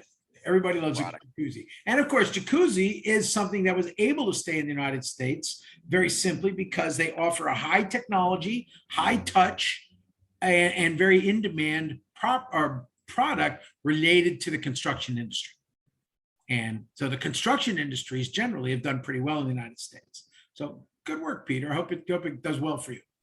And I hope your venture into Thank you, Brian. understanding Appreciate it. all those hot tubs go is going to be fun. By the way, Peter, if you've ever had the chance, I had to go out to Vegas once for the National Kitchen and Bath Association trade show. I thought I was going to be bored out of my mind. It was actually 5 million square feet of kitchen and bath stuff. Yep. And it was amazing. Yep, big show. Again, as an architect, and in this case, I was one of the head designers for a hotel chain. So I was scoping out for about 1,000 hotels for the designs I was looking for. I really got an interesting perspective on things. Anyway, I mentioned that to everybody because anytime you get a chance to do something you wouldn't normally think is smart, do it. Vegas, I just went out to Vegas in January. Another, what I thought would be an incredibly boring show, actually was very interesting. It was 3 days about air conditioning systems. Another 2 million square feet of convention space and people coming from all over the world to figure out how we're going to have an all electric future. Snicker, snicker. So again, these are, whatever you do, always try to think out of your box and it'll be beneficial to your career. If you're in brokerage, like I said, go to a neighborhood you don't go to. Walk around another place, another industry. I like to say when I'm with the bankers, I'm an architect. When I'm the architects, I'm a banker. So I want you to think, be who they're not. What's I think is a famous quote there somewhere, but always try to, see the other side, and that will make you a better broker. Because your job is to figure out what people want. That's your goal. Your job is to be in their shoes and say, wow, I want a property that I'll live in for the next 50 years. Or I want a real estate investment that's going to give me a 30% flip in 3 years. And if you can help people get to solve those problems, that's where they want you. Okay, industrial again has fundamentally changed. There were 23,000 factories in New York City in 1922. And poof, again, what did we do? We took those factories, we turned them into illegal apartments, which became legal apartments.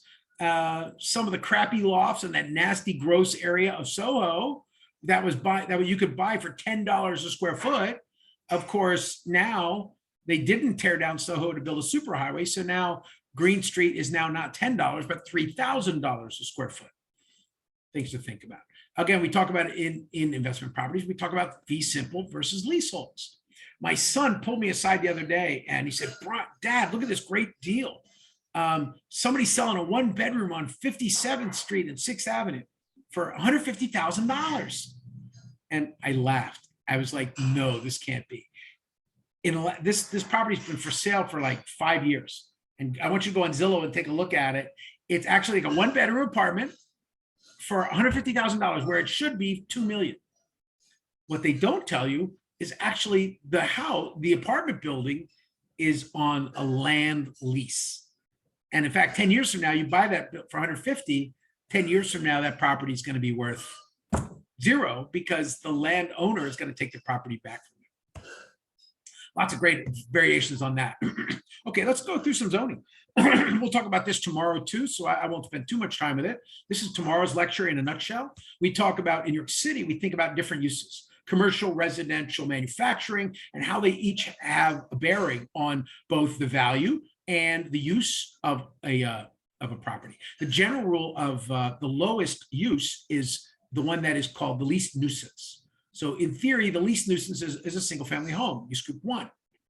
We go up from there to apartment buildings to special stores like special spaces like churches or synagogues or houses of worship, or charity places, then to commercial, hotels, to office buildings, to retail stores, and then up to manufacturing and a lot of special uses in between. The key element of everything you do, the first thing I do, I told you 6 o'clock this morning, I wrote an email saying, oh, you can't do it, it's a bad idea. And stupid me, I checked the C of O, and an old 1949 C of O that nobody but me would know how to decode, because I was I was commissioner for the Bronx, so I knew exactly what this thing meant. And I gave half an hour later, I wrote an email, no, dude, you don't have a 2-family, you've got a 5-family. What happens when a property goes from 2 to 5 family? It goes up by FHA financing by between $500,000 and $600,000 in value. Anyway, quick thinking. These are the original documents. This on the left is actually the very first C of O ever issued in New York City in 1916. Many would say, Brian, they started issuing C of Os in 1916, but my building's from the 1880s. Well, they got something for that. A lot of buildings, in fact, don't have C of Os, or they have very archaic C of Os that don't make any sense. And to sort them out can make you a lot of profit, as it just did this morning. This guy was about to drop $500,000 for a 5-family in New York City. Yes, you heard that right. 520 for a 5-family. Yes, it's in the Bronx. Yes, it's not a very good neighborhood of the Bronx, but hey, the first step to making a neighborhood nice is buying and fixing. Here again, a 5-family unit. Quick example on research. Bam, how are you going to make it work? Client called me up and said, Brian, what do you think about this property? I said, it sucks. So what do you mean, man? You're not being fair. Well, the answer is the only borough I know better than the Bronx is, well, all the other boroughs, but particularly Brooklyn and Manhattan. And the guy called me up and says, Brian, I got an industrial listing. It's cool. And so I did a little research. Okay, small building, not good. North Henry Street. If you don't know this area, it's a really heavily polluted industrial area. It's not quite down by the river. The river's over here, just a couple blocks away. So we might have flood problems. So I'm immediately starting my research on the property. Flood zones, wetlands, environmental hazard, big time, massive pollution. It's Greenpoint. I don't have to say any more on pollution, but also easements. And so I pulled up the C of O on this property. It's factory. It was a heat treating factory. So that's raising my eyebrows. Heat treating, bing, bing, bing, bing. That is things like metal plating and stuff. They used to dump so much trash into the ground. The ground's probably polluted. So these are my quick flags in about 5 seconds I do on property. And that's the start of my research. When you're doing with unimproved land, you're starting to think about, what can you do with it? Oh, isn't that pretty? It's a nice trout stream. Well, you can't build on it. You can't build within 100 feet of the river, in fact. That sucks. Here's the dirty little secret. New York City, when they laid out the grid in 1811, they did the grid for one purpose, making money. When the grid was laid out in 1811, Greenwich Village was a village far north of the city. Okay, yeah, you heard that right. City Hall was the northest point of the city in 1812 when they laid this grid out. As you can see, the grid was laid out 200-foot intervals, 200-foot intervals, 60-foot street, a little bit of play in between with a couple wider streets. By the way, that works exactly. That means exactly 20 blocks. 200 plus 60 times 20 is 5,200. 2 more 40-foot wide things later comes 5,280. Does anybody know what 5,280 feet is? What's 5,280 feet, everybody? It's a mile. Thank you very much. That's exactly right. So in 1812, they laid out the city to be 20 streets per mile, and they cut it up into 25-foot segments, which was very easy for commercial subdivision, or sometimes 18-foot segments for apartment blocks. And then they would start shoving the factories in. This particular area was a little later in the 1840s and 50s up at East 78th Street. But, they did have this big, nasty, smelly, stinky train running on 4th Avenue. What? Of course, 4th Avenue became Park Avenue, and that smelly street got covered. And this nasty meatpacking district in the East 70s at Park Avenue later became some of the most exclusive houses in the United States, if not the world. So again, we think about how areas will evolve. A crappy area one decade is the best area in the city the next. Meatpacking district, great example on that. Again, unimproved land, when you buy it on an empty lot, are you buying a good investment? Well, you're not making any cash flow. You got a zero cash flow. How do you value that? Remember I said you value a property on zero cash flow? Based on the cash flow times the dividend. Obviously, when you're buying land, you're kind of hoping it's going to get built on someday. Good news is you can buy land cheap, hopefully, and you'll be able to get a good return on the future. What can it be used for? As I said, different environmental challenges are out there. The development cost itself are you going to have to spend 2 years in the New Hyde Park zoning and building department to be able to get your house approved to fill that lot? Or in New York City, you may be able to fill it in 30 days with a professionally certified plan and a couple of carpenters.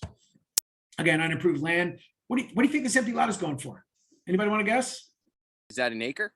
No, it's if you look at it, I think that's about a 40-foot wide lot. Actually, no, it might be a 30. By the way, any quick measurements, if you want to know, a sheet of plywood is 4 feet wide. A square on the sidewalk. What's the width of a square on the sidewalk? Anybody know? This is a broker 101. It's a great tool in New York City. Each square is 5 feet. So you get, is your instant measuring stick if you're not carrying a measuring tape, which you should as all times as a broker. The point is, this is, as you can see, there used to be a tenement here. So this is, I believe, a 30-foot wide site. 1, 2, 3, 4, 5, maybe no, 25-foot wide site, which would have been a standard tenement. Again, there's down in Chinatown. This investment would probably cost you about $3 million for land. But what do? You take the $3 million for the land, you pay off these guys to not sue you while you're building. That's another $1 million. And then you put $400 a foot into construction of a 6-story building, 6 stories, FAR 3 times 2,500 square foot lot, 7,500 square foot building. That's $3 million in construction costs. I've gone to 3, 4, $7 million bucks. At $7 million bucks in 2 years. So I got some carrying costs.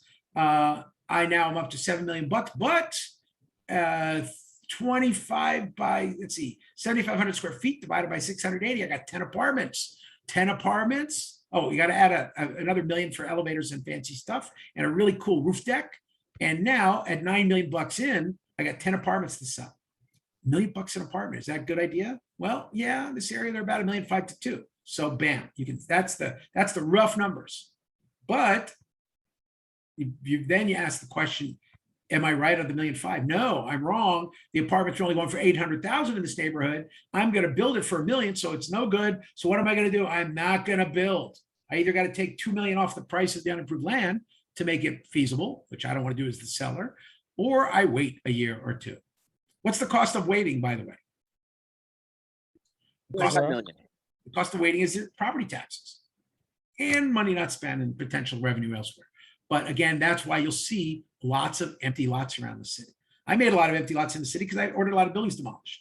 A lot of buildings in New York City are, getting old. Average age of buildings in Brooklyn is pretty close to 100 years. And Northern Brooklyn, it's at least 100 years. So again, a lot of buildings don't make it that long. By the way, if you're really good in the construction class, we'll talk about how when you look at these little nooks and crannies right here, that little tiny angle for a ventilation shaft, that means it's built prior to 1901. So that's a quick little reference. That once you get a trained eye as a broker, you'll start picking up on that stuff. Here I see an old building, and this one's downtown Manhattan, actually. I think it's in Chinatown. And you see these 2 old chimneys. When you see chimneys like that, that tells you that it was built when chimneys were the way to heat. So probably 1880s. Look at the architectural style. I'm looking at 1880s, 1890s for the building. And that helps me price things. Okay, unimproved land. This is great. Everybody take a quick look at this. This was an ad. It was sent to me by a broker. And the owners of this property actually almost bought one of my properties for sale for 44 million bucks. I took it to them. They signed the contract and then they backed out on a 44 million deal on me. So I wasn't really happy with it. But again, between 2014 and 2016, a lot of real estate changed in New York City, big time. Retail really dropped in prices. Amazon is short stuff. Now, there's an example of a property. It actually sold about a year later, much to everybody's surprise, for not too far away from this price. But look carefully, guys. We are looking at, if you know your math, 137 by 98. That's about a quarter of an acre. And this is what's called Little Syria in downtown Manhattan. A quarter of an acre plus, we got a little more. So you got 180 times 98. Let's call it a half acre. A half acre for 260 million bucks. And by the way, the building isn't there yet. That's just the empty lot. Now, from an investment standpoint, what the heck do I have to do when my initial cost of just buying the land is 260 million bucks? You can imagine that they expect to build a really sexy neighborhood. Well, actually, very sadly, while this did build, I think it actually has gone bankrupt since the new builders. Because if anybody's been to Lower Manhattan lately, it sucks. the sidewalks roll up at about 6 p.m. and it's not what it was. And it wasn't what it was hoped to be. But look at this carefully. This is $500 million per acre. Wow.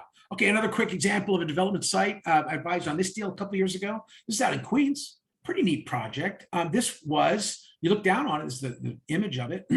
This was my favorite milk. This was Durrell Farms, which is a dairy. In fact, it's hard to say, but in 1910, 1920, dairy was considered super high-tech, high quality, healthy food. And milk was actually a major benchmark for a society. That's why New York City actually gave away free milk, because they felt it was so important that the young could get milk to be healthy. And having clean and fresh milk was a super high technology business. So 100 years ago, this was a big deal. Today, we don't really care about that stuff. And I grew up in a town called Annapolis, Maryland, and they had a milk poisoning in about 1910 that wiped out about a third of the Naval Academy's graduating class that year. Literally, about 100 mids died. That shows you how powerful and how important it was to have. They wanted milk. They were starting to figure out what vitamins were. So this was super high tech. Out in Queens, big facility, huge lot, big area. It was actually this whole block. And it came to me, how do we value it? And I just said, bam, it's real simple. You're going to value it at $300 a buildable foot. And he's like, well, the blah, blah, blah, blah, blah, blah, blah, blah, blah, blah. He came up with his fancy calculations. It was 85 million. I think the property sold for 82 million, which was almost exactly the calculation I gave him. So again, these rules of thumb, that dollar per square foot number really plays in. As a gentleman mentioned earlier, the importance of understanding your comps is important. Again, this is a far outer borough Queens area. And the key thing in this property wasn't that it was a big site, but it didn't matter being big until the city rezoned it. And once it got rezoned for manufacturing, suddenly they could build something like 500 apartments, and suddenly the site became valuable. So going for zoning and variances and special approvals, that actually is one of the biggest plays for site development. Of course, development costs. We think about how much it costs to develop a building. Well, one of the important things is, I like to say, this is New York, right? While there's a lot of landmark buildings, some of which I've ordered demolished, the simple reality is it's New York. I've been to York in England, and that's an old place. But in New York City, you got to tear something down before you build something new. Hey, little reminder here of how much fun an excavator is. But not only demolition, but pollution remediation, as we'll talk about in the M12 class, or did. These are all factors that go into development. You might have to wait 3 years. Now, when we think about development costs, we think about design. In this case, a really crazy design that would never get built, but it was one that inspired a lot of thought about what might be built around Grand Central in the future.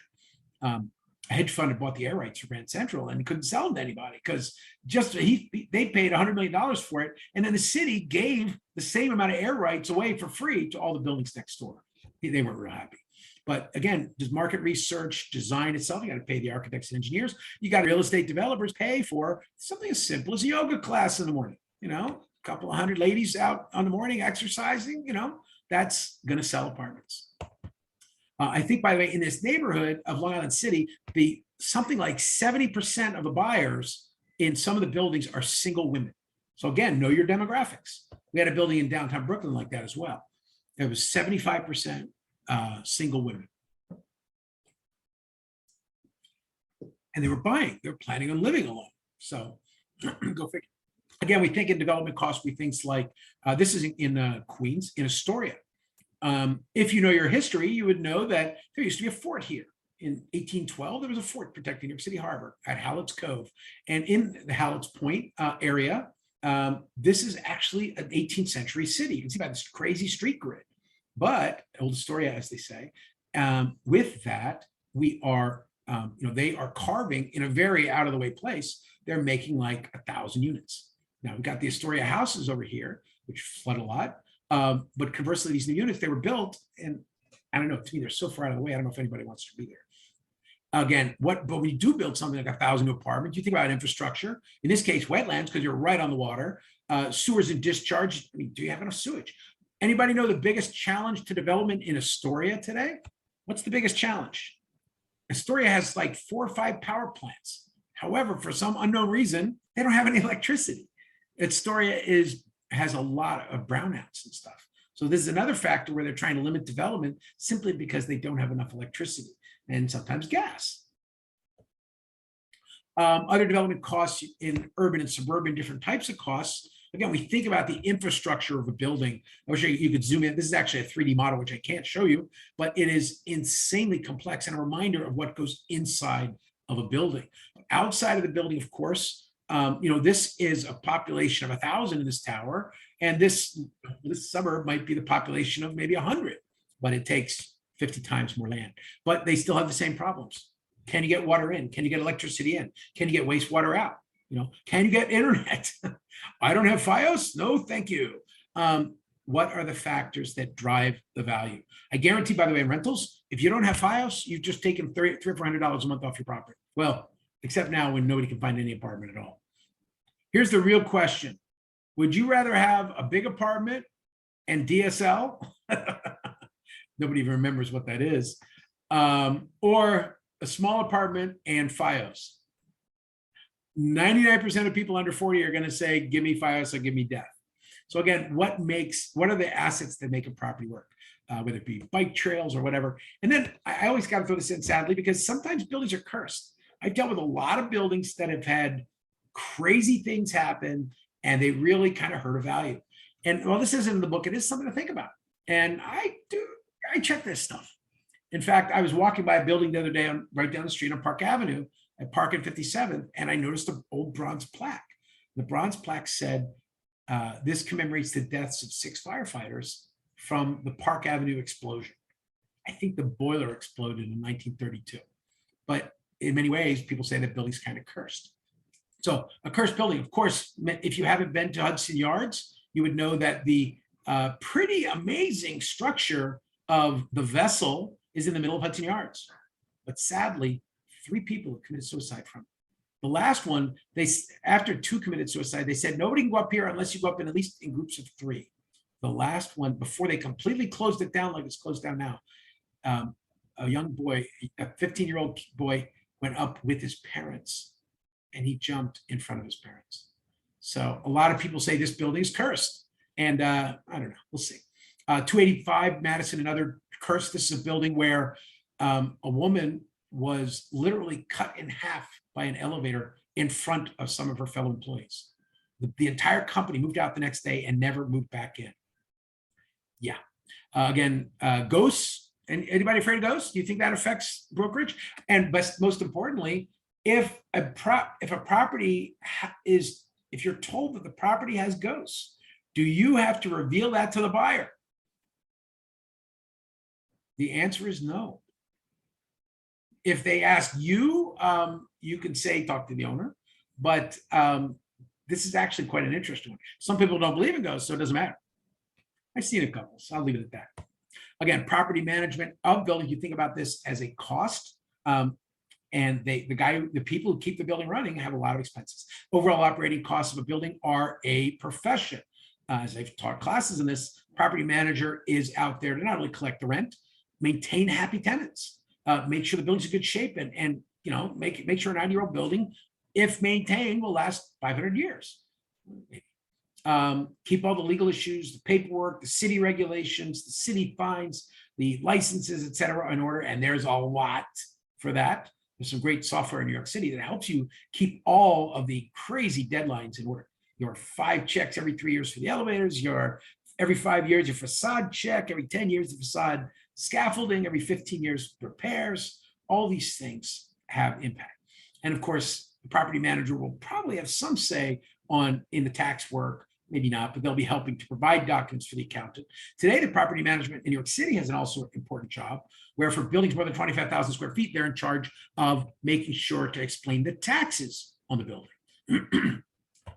Again, this image is another great reminder of what's really underneath the building and how it works. Again, property management, we think about the common areas. Who's paying for the trees? Management fees, maintenance, repair, water, sewer, landscaping, electrical, internet. We spent $8 million running a fiber cable down a building 3 blocks over and back up into another building. $8 million. And that's like 20 years ago. Of course, the funny part is today you could do it with like a cell phone. But at the time, literally every microsecond mattered to the investment bank. So they figured by running that fiber, instead of running electrical signals, they would save themselves $50 million a year in better trading performance. Again, this is a quick example of the kinds of decisions buildings make. And in New York City, you get some what seem to be really insane decisions. It makes sense. Janitorial, window washing, parking lot maintenance, etc. My wife's uncle had a really tough job. He had a great job. He loved his job. He was a window washer at the World Trade Center. Except he went to work on, September 11th. Bad day to go to work. Another great example, I think, one of the property management stories I'll never forget, and I helped do a lot of property management when I was advising at Deutsche Bank. And the head facility guy says, damn it, we're paying $50,000 a month for coffee for these little coffee pods. $50,000 a month, and it's too expensive. We're going to get rid of it and put regular coffee in. And the head trader for the 1,500 person trading floor says, oh yeah, it's $50,000 a month for that coffee. Well, my traders really want that coffee, so I got a good idea. I'm going to fire you and use your salary to pay for the coffee, because that coffee keeps my traders on the floor and they don't leave the floor in the middle of the day to spend 10 minutes to get a cup of coffee. And while they're gone, they lose $100 million. So the facility manager, literally the coffee was more valuable than the facility manager at that point. It's just a reminder how companies will have very funny priorities. Let's keep moving on. Again, unimproved land. Again, we talked about the price and risk. We also think about the reward. Again, there are a number of major master plans have evolved over the decades on the Upper East Side and Upper West Side. This is, I think this is the model. Yeah, 125th Street, it is. This is the Columbia Biotechnical Campus up in Manhattanville. Now, Columbia spent like 20 years buying the land. Some of the owners wouldn't sell. So the city actually said, we really have a major interest to make sure Columbia gets this land. So they used eminent domain to steal the land from the guys who were there. Fair, unfair? Well, it was allowed. The Kelo decision on eminent domain said a city can take the land for a use that's beneficial to the city and give it to another party. Columbia University, a couple guys that had been very staunch businessmen in the African-American community on 125th Street, which is right here, they had to sell. And their one-story warehouses became part of the 50,000 jobs that are being created, very, very high-tech jobs that are being created at the Columbia campus, at the Columbia Manhattanville campus. So again, sometimes you got to break eggs to make an omelet. In this case, some people had to have their land taken away. Hopefully they were paid, the courts were there to make sure they were paid a fair market value. And I think they were paid a heck of a lot of money. But the overall purpose was to create this large campus, which fundamentally changes the jobs in Manhattan and actually helps the Bronx create jobs a lot, which was one of the major reasons why they moved this up to 130th Street. So this was empty land for a while. Here's the funny part. It's actually on an earthquake fault. I know because I approved them to start doing concrete work early, about 2 years early, so they could get started. This was a 20-year project. That long time with no capital return is very crippling. Of course, Hudson Yards is another great example. Again, decades in planning. They had to build a $1 billion deck on top of the trains here, and then they built this stuff. This area is still trains, and luckily they didn't build over this yet because they now are about to build a $35 billion tunnel from this point right here to create a better and safer train tunnel to New Jersey. And if you've ever been on Amtrak, you know what I mean. This is what, by the way, this is what the Hudson Yards might have become in the past. In the 90s, they were actually going to make a Olympic bid, and this was one of the proposals. You learn a lot in what never got built. Of course, this is Hudson Yards a couple years ago, I think, at its glory when the cranes were ratcheting upwards. By the way, I understand there's a new ride or experience right here where you can actually climb on the outside of the building right here on this triangle building. Has anybody seen that yet? I saw it on the news the other day. They rappel from the top here down as part of an entertainment ride. Go figure. Again, that unimproved land risk. Your capital costs might change, pollution might kick in. That's a really polluted site. They spent 5 years just cleaning up some of the pollution. Again, the development cost itself, billions of dollars in land acquisition costs. The good news is actually they got the land from the feds, but they still had a lot of money to spend before they started. They were building for 15 years before they collected rent. Same thing with office buildings or apartment buildings. Again, with COVID, we got empty office buildings. 120 Broadway, you might know this building downtown. This was the building that actually caused New York City zoning because it was so big. And there's also a picture from the 1912 when it was under construction. And this was also one of the first steel skyscrapers. And when you look at it, you think it's a big marble and granite monster. But in fact, like most skyscrapers, the exterior wall is just a curtain wall on the building. Again, office buildings, good or bad. What are we going to do with buildings like this? Maybe this building gets converted to residential after 100 years. Maybe that's the time. Again, another quick look at Hudson Yards, the Class A, B, and C buildings. Of course, you got the Class A buildings, right? Hudson Yards. A lot of new Class A residential up the river. A lot of Class A residential down, and Class AA residential in here. A lot of the really crappy factories became super hip spaces, like the Starrett Lehigh building here, and some of these office buildings. I advised on old warehouses. One old warehouse, I think I mentioned the other night, I met the client in Shanghai, and he had just spent $850 per square foot to buy air rights, or to sell air rights actually, and then buy a bunch more back in the Chelsea area. So again, this area 20 years ago was a complete you-know-what hole, and today it's some of the most expensive real estate in the world, or I call it Dubai on the Hudson. Of course, as we think about those office buildings, again, Class A, high amenities, great location. Class B, older buildings and location. And C are usually obsolete buildings or bad location. And, they do evolve. A lot of old office buildings became residential. Old factories became residential. Now, one of the good news is we're not building enough. And this is actually what saved us in the 2008 recession. The rest of the country had built 25% new residential buildings in 5 years. In New York City, partly because of COVID, partly because of 9/11, but also because it's so damn hard to build here. I say this as a former DOB official. It's so damn hard to comply with all the laws that we only built 3% new. And so when 9/11 happened and the 2008 crisis happened, we only had 3% new buildings. So we actually didn't get hurt as bad as the rest of the country. Again, going through zoning, residential, one family, this might be the norm in most of the rest of the United States, but this is actually in the middle of Brooklyn. One of my favorite neighborhoods is Ditmas Park, Brooklyn, not too far from the city, right near Prospect Park. These single family homes were the far suburbs in 1907. Somehow they kept their zoning through being populated by a bunch of politically connected people and bankers. This neighborhood never got torn down. Other areas, they densified up. What had been farmland became row houses. That was the most economically viable. And yes, every one of these people is parking illegally. If you don't know, here's a funny little story. You're actually, don't laugh at me on this one, you're not allowed to park in the front yard of any house in New York City, with very, very few exceptions.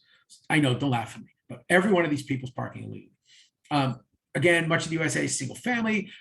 California just changed their zoning to allow 2-family in a lot of areas. New York State is talking about that, where we might suddenly overnight have a huge boom in real estate where every 1-family house can suddenly be converted to 2-family. And even in New York City, not all of them can do that. R1, R2 districts can't do that. But that is an example of instant densification.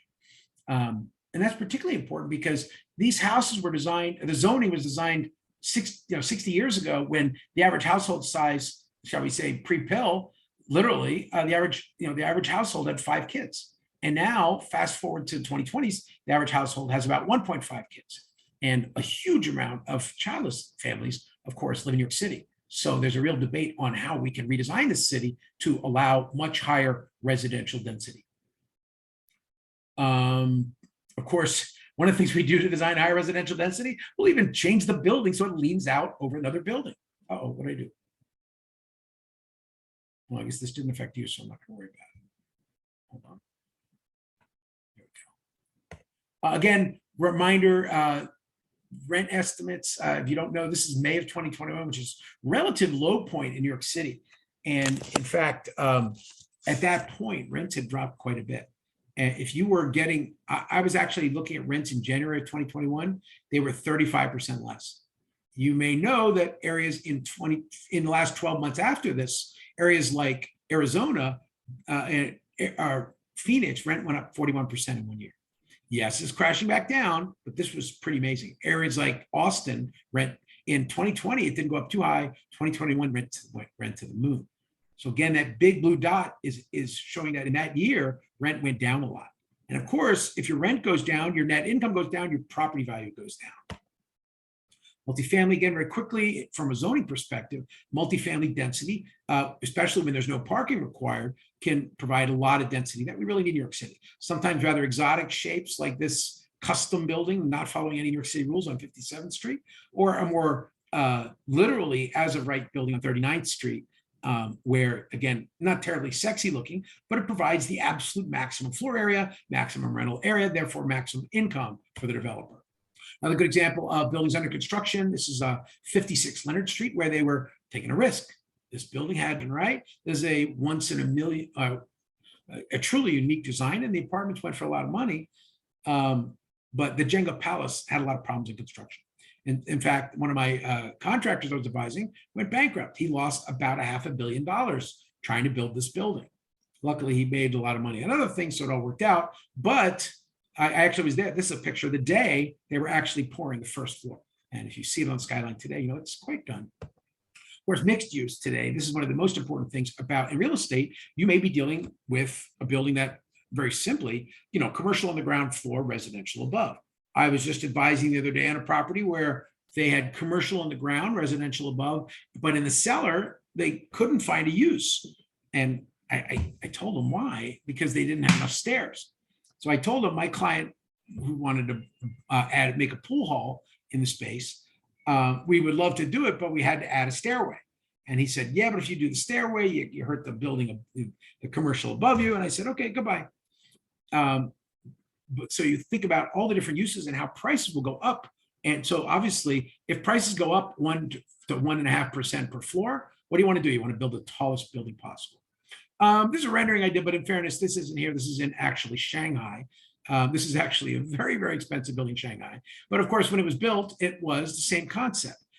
Residential super lofts, actually a big office space on the top, which wouldn't be allowed in New York, residential below, and then a hotel, and then of course a huge shopping mall. If anybody knows the Shanghai skyline, this is called the Shanghai Lipo Center. It is up by the Suzhou Creek. Again, zoning tells you what it is. There's 3 things that make New York City value: zoning, zoning, zoning. Okay, quick example of Long Island City here. We've got this area was 1-story factories, and they just redrew this map, and all of a sudden they built an incredible amount of skyscrapers. Well, there's still some limitations as they started building. They actually realized something they didn't expect with the zoning. They built and they found out nobody wanted to have a car here. So the buildings were forced to spend a lot more money to build these huge garages. And surprise, surprise, they didn't need them. Some of the garages actually got converted into schools, and electric and shareable cars end up taking up half the spaces today. So again, zoning is about trying to figure out how people's lifestyles will change, but also how the building massing is going to be out there. Buildings have setbacks, not to look cool, although they do look cool. The setbacks are actually there. The idea is it'll block less and less light. You want to minimize the amount of light blocked going down to the street. In fact, the 120 Broadway building I showed you earlier was so big and so bulky that these streets around it haven't seen light for 100 years. And they literally just are completely blocked out. And because of this huge bulk change, they passed the 1916 zoning, and the owners or the builders complained because, man, we got to do these stupid setbacks, and we got to do this stuff. Of course, today with modern zoning, you can build buildings straight up and a lot more efficient. That's somebody in. So as we go through this, we think about these types of uses. Back to residential, let's quickly go through commercial, mixed use, retail, of course. Hey, does anybody know if the American Dream went bankrupt? It was supposed to go bankrupt last week. I saw the article. Yeah, I think it's teetering, but I didn't see anything confirming it yet. Yeah, I think. And why is it still open? Anybody know? There's a very important concept in finance. You know what it is? Too big to fail. Too big to fail. There's like $8 billion, I think, in debt on this critter. It's something huge, and it's not making any money. But if it's it's worth $8 billion until you foreclose. When you foreclose, it's worth $1 billion at best. So ironically, the banks are probably afraid to foreclose on it. It's one of the interesting dilemmas. We all know that famous saying, right? If you owe the bank $1,000, the bank owes you. If you owe the bank $1 million, you own the bank. Because if you don't pay back, somebody at that bank's going to get fired. Anyway, retail, of course, is one of the keys to New York City. The true element, that 19th century reflection of commercial down on the ground floor, seems so quaint in the late 20th century in suburban America. But in fact, it has become something that all the suburbs are dying to create again. They're dying to create these walking cities again. I was just advising on a property, what's called a new urbanism property in Georgia recently. A friend of mine was looking at it. And I explained to him, yeah, it looks really cool. They got to have stuff for the retail. It looks great. But then he showed me a million pictures of the place. There wasn't one person walking around. So again, finding that critical mass of pedestrians, we've painfully seen that in the last year or two in New York City, where we went from these red dots each being a retail place. We went from New York City being a shopping mall to New York City being a plywood factory. Again, industrial properties have many different evolutions. This is a property I've been following a lot lately. Anybody recognize this? This is a very neat property that if you ever rode the 7 train, you would have recognized. Oh, is that was it Silver Cake Studios? Is that right? No, this was called 5 Points. It's very close to Silver Cup, a little off towards the Silver river. Cup.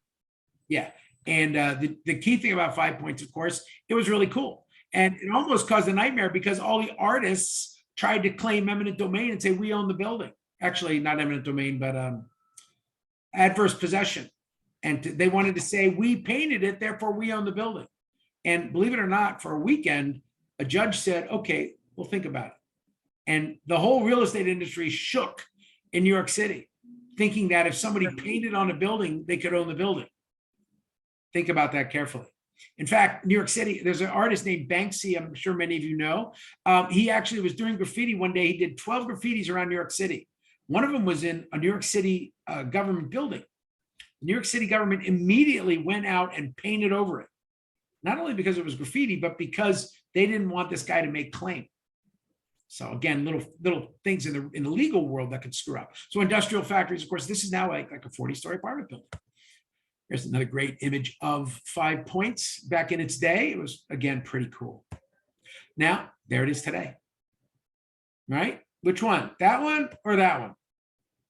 Well, obviously, we see the evolution. On the other hand, if you told me 25 years ago that 1,000 families would want to live in Long Island City, I would have asked you what you were smoking. You know, oh yeah, I want to live next to the 7 train. But the point is, of course, the city's evolving, and areas that are lousy are now really hot. Great example of, again, reuse, industrial to commercial, an old Greenpoint warehouse, amazing building, by the way, huge timber. It cleaned it up, and now it's a beautiful for the Eagle newspaper. I'm sure everybody reads the Brooklyn Eagle. It's actually still out there, and a very good reference. But the Brooklyn Eagle is no more, of course. And today it's, of course, very high-end condo. This isn't the clock tower, but this is the clock tower in Williamsburg, which is very famous. And it is this apartment sold for $2,500 a square foot. Okay. Oh, here's my industrial map. 1922, New York City industry. Talk about how the city's changed. This map says, read the bottom. Oh, I was wrong. New York City had 32,590 factories in 1922. 32,000 factories. Many people, basically everybody worked in a factory. And wow, how things have changed. So now the question for you as a broker or a salesperson, how is it going to change in the next 50 years? Are all those jobs going to come back? Anyway, back to other issues. When we think about the evolution and zoning of buildings and what makes value, I always think the most important thing is the adjacent properties, or one of the most important things. Again, we think about all the different ways and impacts of environmental issues today. People are very big on green, somewhat foolhardily, but hey, that's their game. Nobody wants pollution, but again, we are in a world where our young people are being convinced that the world is going to end in 10 years, so they shouldn't bother doing anything but partying. Anyway, that's the way the world. Okay, let's get through quickly. I think I missed something here. Sorry, I just hit fast forward here. Let me play catch up. Okay, owner lease. Again, factory changes, more uses, hotels. This was a old warehouse and a really cool nightclub. We tore it down and bought a bunch of air rights and helped design this critter to be about 50 stories tall. when it was originally going to be 10 stories by zoning bonus. We got it to that. And the funny part is, though, the building was 3 condominiums: the retail, the billboard, and the hotel. In 1997, billboards were the coolest thing. And this was the tallest billboard in the world. It was 500 feet tall. Well, 99, retail sold for 30, billboard for 25, hotel for 38. As you can see, prices changed a little bit over time. Billboards went out of style. Nobody cared about that anymore. Retail, not so much, not so fancy. I mean, Times Square is good, but it was made a little bit more profit. But surprise, the hotel. Good old the boys at Starwood made this thing worth almost 10 times the value. So again, and the funny part is today, I would venture to say if it came on the market, this property would probably sell for half to a third of what it is, which is exactly why they're not coming on the market. A lot of people, oh crap, what just happened?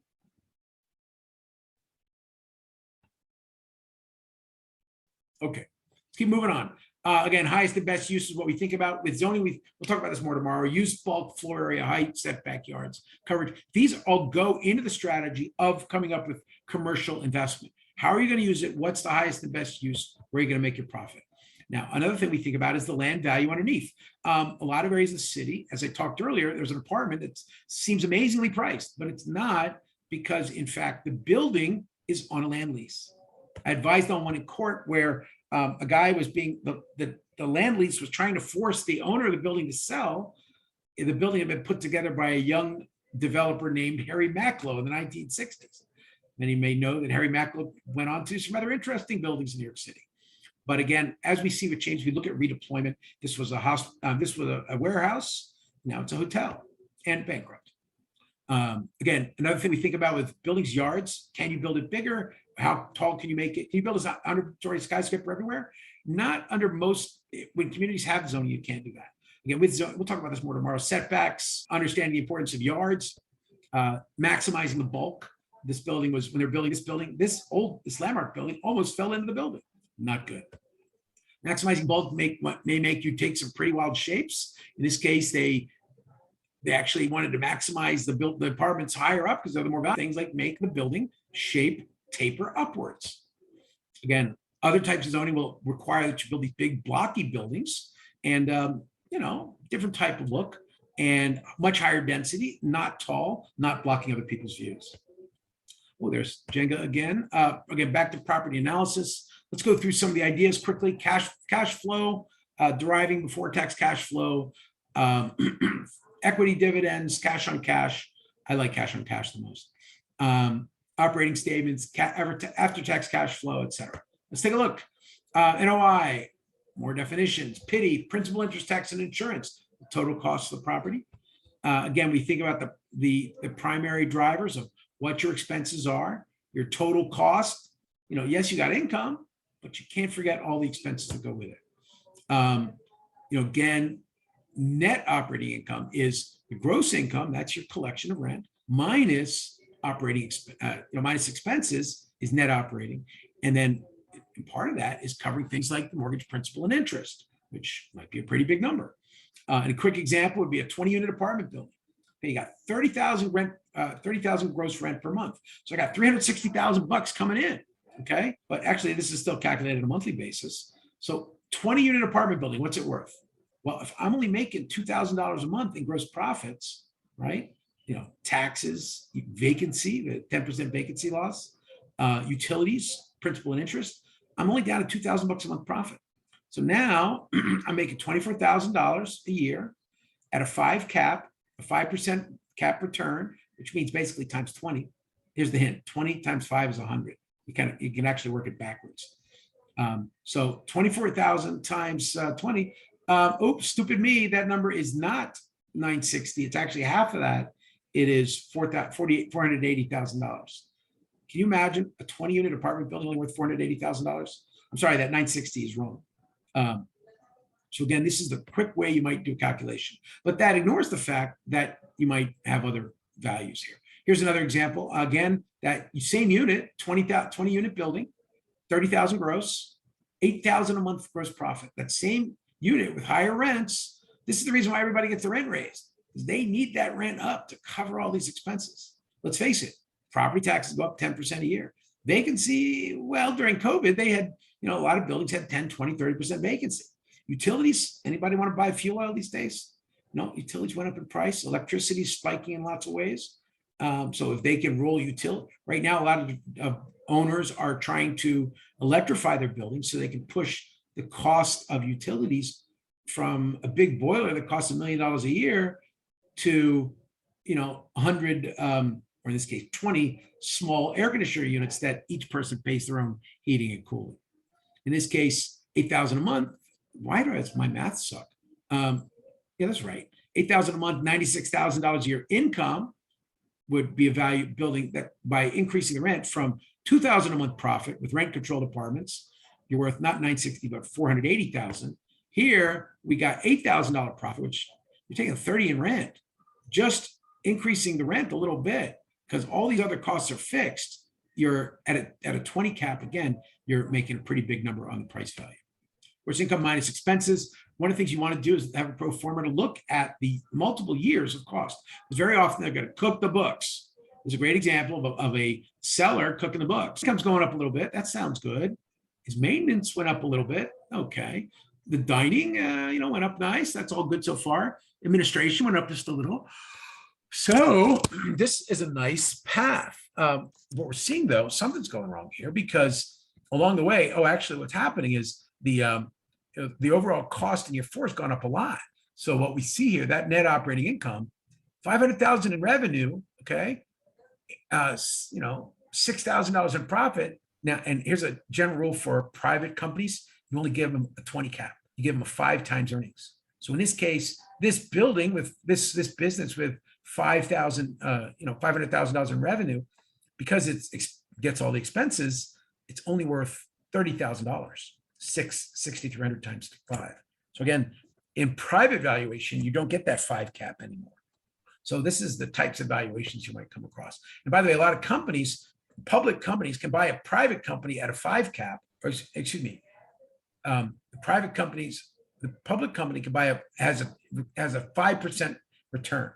Okay, it buys a company with that has a 20% return, and automatically that revenue is suddenly worth 4 times as much. Because the acceptable rate of return, it goes up. Okay, again, cash driving net operating income, again, very simply, rent plus income minus expenses. And a couple kids eating ice cream. Of course, this tiny, as you can see, the brokers gave a little space B to show what's available.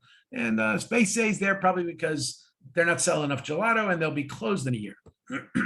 And I see the Ripco sign and that's all I gotta know. Again, deriving before tax cash flow. We think about this again, one more time: rent minus expenses, minus mortgage principal and interest, minus all the other expenses, and principal, interest, tax, and insurance, labor, etc.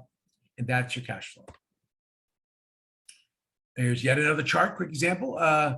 You're trying to evaluate a property. Usually you're evaluating before taxes are considered, EBITDA, earnings before interest, taxes, depreciation, and amortization. Sometimes a property is better off debt because you're only making $4,000. Well, actually, this is pretty good. Your building's got a rental income of $15,000, right? A little bit of a loss for vacancy when it occurs. It's 95% occupancy rate's pretty nice. So you got a gross of 14. Your overall operating expense is 35%, roughly 5. So your net income is 9,200. That's almost about a 40% loss. That's not bad. Okay, but then you got to pay your debt. X dollars for debt. Now you're stuck. Your overall cash flow is 4,000 and 4,400 out of that 15,000. So yeah, you made income, but and by the way, is that an acceptable cash flow? Depends on what the building's selling for. You're renting for 15,000 at a 5 cap. Again, the building's now worth 600 or 300,000 bucks. So you make it 4%.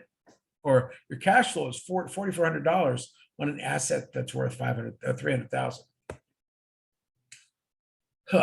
Again, it's all about that big L, leverage. Okay. The goal here is, yes, that 2% return isn't so sexy, but if you're only 10% down, that 2% return starts looking great. Of course, the power of leverage is what we think about, putting 1,000 in and getting $100,000 out. That's, in fairness, that's a little extreme unless you're long-term capital management, but it does give you an idea how you can do this. Equity dividend rates, of course, we think about that cash flow. As we said, the before tax cash flow. Now, in New York City, for instance, if you are reporting income, your tax rate is at a high income level, your tax rate is upwards of 65%. And you'll see this as a broker or as a salesperson because you don't have enough things to write off. So write off everything. It's always good to be able to take a little trip to Amsterdam, and I'm an architect, so I can just go look at some fancy buildings, and boom, the trip is a deduction. Your brokers can do that too. Again, appreciation versus depreciation is the holy grail here. Yes, you might only make 2 or 3% on the property. Yes, then multiplied by leverage to 15%, but your holy grail is the appreciation as the property value goes up. Assuming it goes up, again, are New York City buildings going to go up in value? It's hard to believe, but I think they may. Simply because at $2,500 a square foot, as I indicated earlier, what are they saying? They ain't building any more land, right? Well, they may not be building many more skyscrapers. You know, from 1930 to 1960, they built almost no new skyscrapers. So eventually the old crappy ones had to be kept alive because there weren't any new ones. Again, a quick example, buy a property for $10 million bucks, put 10% down. You put $1 million down, okay? Your operating income is $300,000, okay? But you get appreciation of 12%. Ooh, that's nice. So you're 100 that you've got 1 million in, you're getting 0.3 plus 1.2, $1.5 million in cash minus, what's the one? That's your original down payment. Your first year, you're making 0.5 million. That's I'm not sure I like that math. Oh, I guess that's generally counting interest. So again, you're making a 50% return on it. That's not the best chart. Again, as you see with the pro forma, you'll see the overall goes up, but at various times when the guy wants to show he's making really good numbers, look, on year 10, I made $472,000. But all the years before that, he made on average about $50,000. So what did he do? He took a huge reversion or loan on the asset. And actually, it looks like he might have been losing money. So income, vacancy. Anyway, the point is, this is a great example with a 10-year set of numbers. You can see that the property is not priced at this number. It might be priced closer to these lower numbers. So as they say, read the bottom line. Again, back to deriving cash flow, taxes do eat away at profit. As you can see in New York City, the 4 tax classes. If you have a 3-family house, you're going to pay about, on a $1 million house, 3-family, you're going to pay about $5,000. A 4-family, you're going to pay about $20,000. Is that fair? Doesn't matter. Again, in New York City, the commercial buildings do pay a vast amount of taxes. A bunch of New York City businessmen just wrote a letter to the mayor begging them to think about supporting the commercial real estate market because, in fact, the excuse me, class 4 office space pay a vast amount of city property taxes. The office buildings pay 41% of property taxes in New York. Remember, I said they're mostly vacant. Again, cash flow, income shelters, paper losses are one of the beauty things of real estate. Income properties, of course, are usually losses for income because of maintenance compliance, but best of all, depreciation. The building will depreciate over 40 years, but it might last 100. Things to think about. Again, when we're dealing with income tax, we think about the total property income minus deductions, your taxable income. Now, the key thing is those deductions will include things like depreciation and perhaps capital investments. Or perhaps investments in other parts of your company. So the net here is to get your taxable income as low as possible. As we see, billionaires and large corporations pay no taxes in many cases. I'm not saying that's bad. If you created 100,000 jobs and you don't pay taxes, well, all your employees pay property taxes. Again, I'm not here to do politics, but the point is the system is currently set up where if you create jobs and you create buildings and appreciate them, you actually save money. Of course, Tesla last year is a good example. They had a $5 billion profit and they paid 0 taxes. And I believe that the most profitable company in the world was Apple last year. And of course, they don't pay taxes in the United States for the most part. Anyway, they actually pay taxes in Ireland, I believe, where it's 3% tax instead of 60% tax. Again, we think about that formula. We think about state, local, transit, and business district taxes, how they all add up to go into the taxes you pay. They punch through the assessment where they tell you what it's worth. They determine the rate, and that's what you got to pay. Again, with income capitalization, as we said about the cap rate, that expense expected annual return. As I said, an office building's value for a normal investor is how much rent it creates. Today, we are looking at office buildings in a different way to try to show value, which I'm now telling owners, forget about what your rent is because it's going to be zero, but your building's not worth zero. Let's take that, $1,000 a square foot asset. Let's put $200 a square foot into it. We'll turn it into apartment buildings and it's worth $2,000 a square foot. Actually, you're making money because currently residential is hot. Now, if residential drops also, game's over. Again, sometimes with things like like retail stores, it's actually better to leave it vacant than to lower the rent. This sounds crazy, but the reason why is this. If you promise the bank in your mortgage that you're going to rent the ground floor for $200 a square foot, and somebody only offers you $100 a square foot. If you accept and lock into 10 years at $100 a square foot, you have destroyed the potential cash flow of the building. And in fact, the bank will foreclose on you because there's no way you can ever meet the projected capital. If you keep it vacant, there is a hope and a prayer that somebody will come along and take it, and you'll actually be able to survive. Again, if you take it at a lower rate, yes, you'll be doing the right thing. Yes, you will be filling the space and generating some revenue, but yes, you'll be foreclosed upon because the bank expected you to rent for 200, not 100. Hey, Brian, are all leases 10-year leases for commercial? No, they're every different thing in the book. We talked about mortgages the other night, and all the very exotic mortgages vary from 3-year leases to 10-year leases to 5. I mean, most large, heavily committed spaces will do, let's say, like a 15-year lease. Lawyers and stuff, before COVID, a lot of companies were signing 15, 20, and 30-year leases. Now, some of these guys, like one of the Google spaces I know, or Facebook,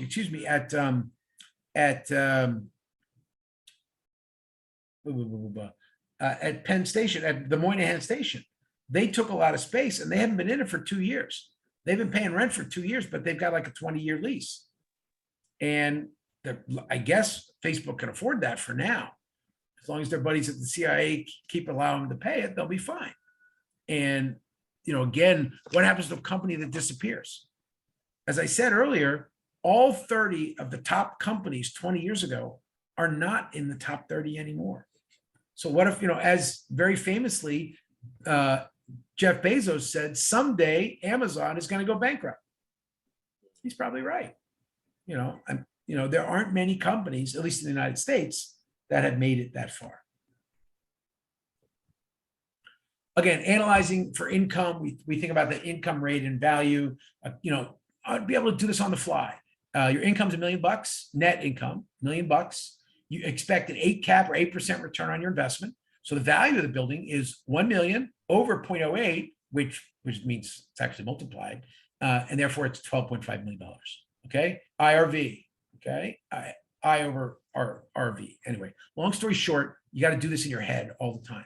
And this is also a potential test question. The net income of a building is a really good starting determiner. Now, what are the hidden values of a building that could make that 12.5 million work? For instance, I'm selling a building now and I'm putting a 50% premium on the building because it has a chance of an extremely big zoning upgrade. If that zoning upgrade happens, then the overall combined site can go from being a 1-story building to a 10-story building. Wow, that changes values considerably. Again, we saw earlier an empty lot that was selling for $260 million. Was it generating revenue as an empty lot? No. I made this slide a long time ago before stuff hit the fan. This is actually an old slide, current recession, not quite. This is how interest rates dropped over the period up until 2010 into the Great Recession. Really, we're seeing that same uptick today that we saw then. Oh, by the way, I didn't get your second codes. Code number 2. Everybody got it? Code number 2. And while we're doing code number 2, everybody take a minute and put your name in the chat. Name in the chat and code number 2. I'm going to move on. Everybody get that? Good. Moving on. Commercial leases. Okay. When we talk about commercial leases, we deal with a lot of factors. Loss ads, common areas. There's a bunch of terminology, and I'm sorry I'm falling behind. I'm not going to get to it all, but don't worry. You're going to pass this whole chapter. You're going to get to run through with others again. Leases, lease clauses can be fun. Subleases, electrical service, and the purpose of lease escalation. Again, commercial leasing is based upon, what are you going to pay? Building amenities, type of lease, lease duration, and on-site management. Example, building amenities. How fast does the elevator work? A very fast elevator adds 10% of the lease, a Class A space. Commercial leases, we think about square footage. Again, gross floor area is the floor area. This can be calculated a lot of different ways, but in New York City, they count the gross different from the rest of the country. This, however, is a chart for the rest of the country. This is the ASTM standards for, in this case, is the area inside the walls, not counting the walls, but all the spaces that the tenant has unique access to, okay? But not the core spaces. That would be a usable. In New York City, that loss factor in New York City buildings, because they count the cellars and the mechanical penthouses and all the different spaces, can be up as high as 30 to 35%. So for instance, you got 1,000 square foot retail space on the ground floor. If you're lucky, when it's measured, it's only 700 square feet. So again, we think about the gross area is, the net area minus the structure, okay? And then from that, with that net area, you're going to break it out further, usable, functional, and circulation areas. Circulation is, perhaps 20 to 30% of the space. Functional areas or work areas. Now, these have changed a lot now that we moved away from cubicles. And actually, another great area of all these businesses that are staying, they're really redesigning cities. One of the big funny redesigns, of course, is that at point 72. This is exterior spaces. This previously was junk space, and now it's created. They were doing a lot more. Buildings were doing more to attract tenants by creating unique public spaces, which actually don't cost the building anything in floor area, but add value. Again, it's the same list again. Again, the gross lease versus the net lease, percentage lease. Let's go through some of these. Again, we talked about rent per square foot. There's an old trading floor. In New York City, we also have things like a commercial occupancy tax, which the tenants will have to pay beyond their rent. They'll pay an additional tax. Sometimes that's absorbed by the landlord. Usually the tenants will pay it. Again, when you think about offices and determine value, how many hours is it open? I'm in a 24-hour building right now. Mostly empty, but it'll be here until I'm done class, which is not too long from now. Again, amenities. Does a building have a gym, cafe, etc.? A gym was required basically for a Class A building. That's evolved. Rooftops have become a big amenity. Security is becoming more and more of an amenity, obviously, as well as signage. People will pay tens of millions, if not in some cases hundreds of millions of dollars, to be able to put their name on the top of the building. And that's an example of something that might go with a commercial lease. There's a building I designed, at least a retail space I designed on Park Avenue at Citibank. The commercial lease clause, for instance, here said you have to comply with all the loads, the rules, including you weren't allowed to put much blue space on the outside. So we put it 12 inches inside the window, and a 300-foot long blue strip is now on Park Avenue. Because if it's more than 12 inches inside the window, it doesn't count as signage. Again, frontage, maintenance, security, and escalation, as I said, gross and net leases. Here we go. Now, gross lease is where the landlord pays all expenses, okay, related to power, et cetera. The tenant may pay just the lump sum, let's say $100 a square foot, and that's it. Alternatively, with a net lease, the tenant will pay some or all of the expenses. I'm advising a client right now that's a triple net lease, and because of that triple net lease, he has total control of the site. And the landlord's trying to squeeze him back out, and that may cause some legal problems. In this case, how do you divide common areas? That's part of that gross space. With new buildings, some of the common areas can really be large. Who's going to pay for that 10,000 square foot rooftop maintenance? Actually can be expensive. Also, what do you do with tenant swapping? Sometimes one of the real tricks of commercial brokers is buildings like this over time get to be really stacked in weird ways. Like here, we got a full floor. That's nice. Full floor, nice. And then you got other floors that are all cut up in lots of parts.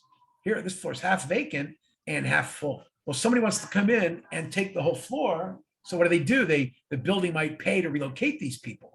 An old office, just before I left, they were moving down to another floor, mostly because they were moving out of New York City. But the few people that stayed in New York City, they were moving to a smaller floor. And so the landlord swapped them so they could put a new tenant in the open floor.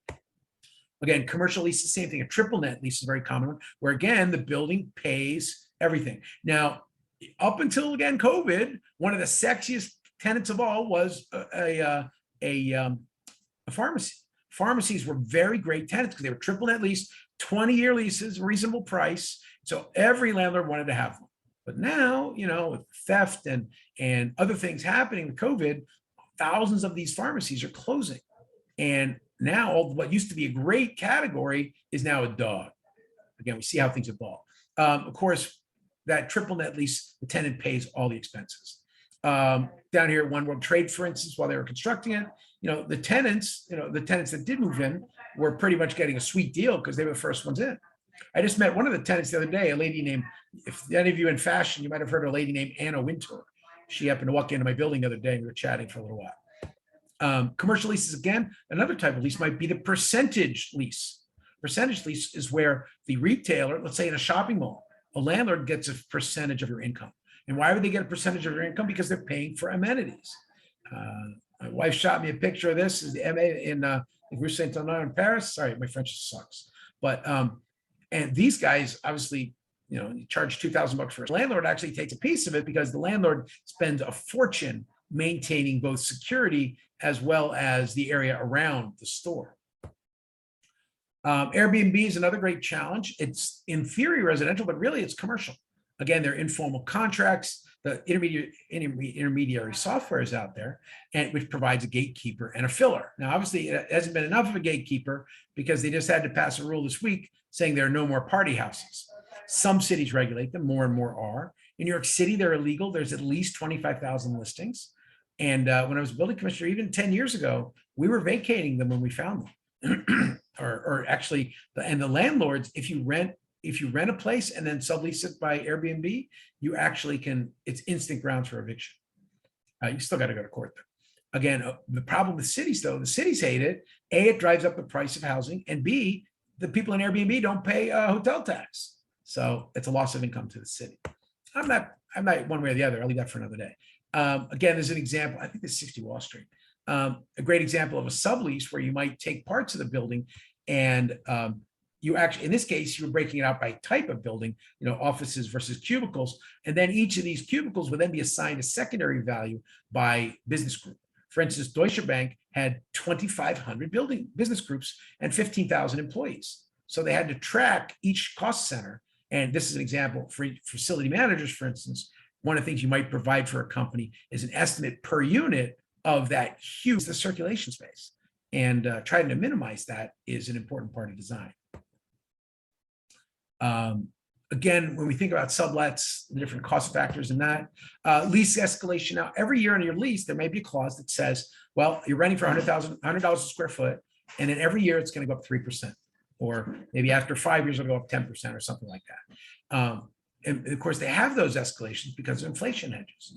If you signed a lease 10 years ago for $60 a square foot, and the average rent goes up to $90 a square foot, you're going to escalate at only 3%. So 3 years later, you're up to $65 a square foot, and you don't care everybody else is paying 90. In fact, they want to sublet from you at 80. So you're actually making money on the deal. Lots of variations on that, but lease escalation clauses are there to try to offset interest rate and inflation and tax increases, of course. But they're also there, again, balances. When you're thinking about a building, you look at the vacancy and profit variations. New York City had pretty good vacancy prior to COVID. I think it was about 15%, but still 15% is a lot. Again, maybe a 4% increase per year. With escalation clauses, again, we think about how you're going to jack it up over time. Median rents is a quick chart from like 05 to 15. It's old data, I guess. But the median rent, as you saw, Manhattan was pretty constant, but it was Brooklyn where the rents were going up. In fact, Brooklyn today, I believe at sometimes Brooklyn is higher rents than average for Manhattan. But in fairness, when you factor Manhattan, you're thinking about the $1 billion apartments on 57th Street, but you're also thinking about the huge amount of rent-regulated apartments in Inwood and further up the island. Different formulas out there for everything from the property taxes that might be built into the lease, the porter's wage. 32BJ is a very powerful union, and when they want to raise, they usually get it, or they'll strike. Unless you want to take your trash out every day, you learn to take care of them.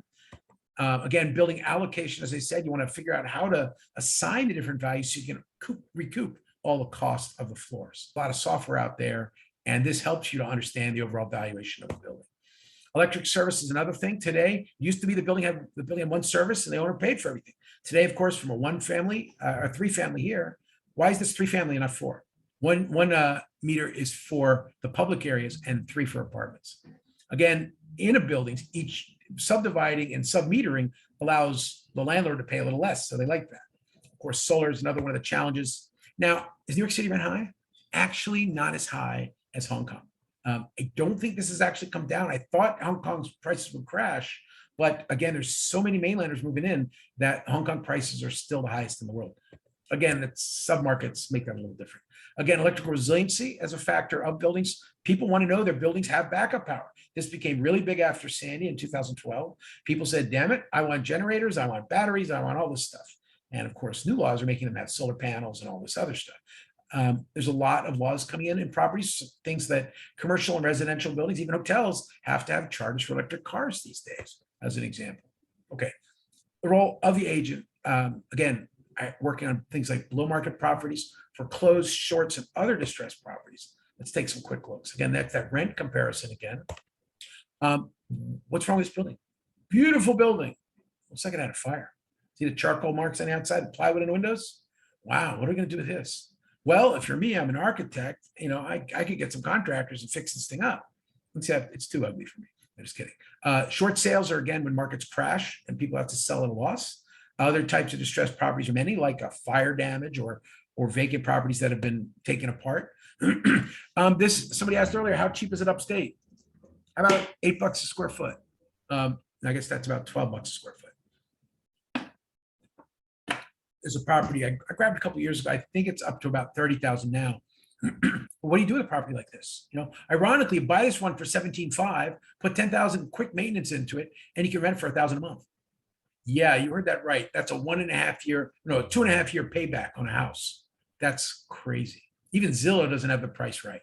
So again, this is, of course, what you get for that 17,000 bucks is a building that's not in the best condition, but actually, you know, could have been worse. Again, short sales, what do? This is when property sold for less than the mortgage. When that happens, lender agrees, the seller's lender agrees to remove the lien so the new person can buy it. And so if they don't remove the lien, the guy will either have to pay for it or they won't be able to do it. Again, the buyer has to get a waiver of all liens so that they won't be responsible for the old lien. And that's the key to the short sale. So the seller eats the loss, and the seller can eat a loss by a number of ways. Here we got an example. The guy Joan owes 500,000 on the house, but she's got to sell. Best offer is 450K. Okay, so she gets permission from the bank to sell for 500,000. Why does the bank do that? Well, because in many cases, because they get paid back from the government.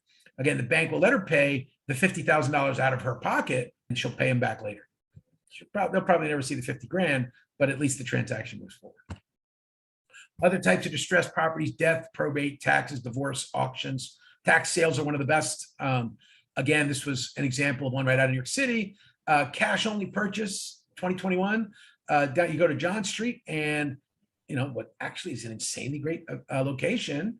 On that day, they were having an auction to sell condominium 6L on what I believe is a very, very nice building. And what did it sell for? I don't know. What was the starting price? I don't know either. I think it started like 200,000. It probably went to $1 million.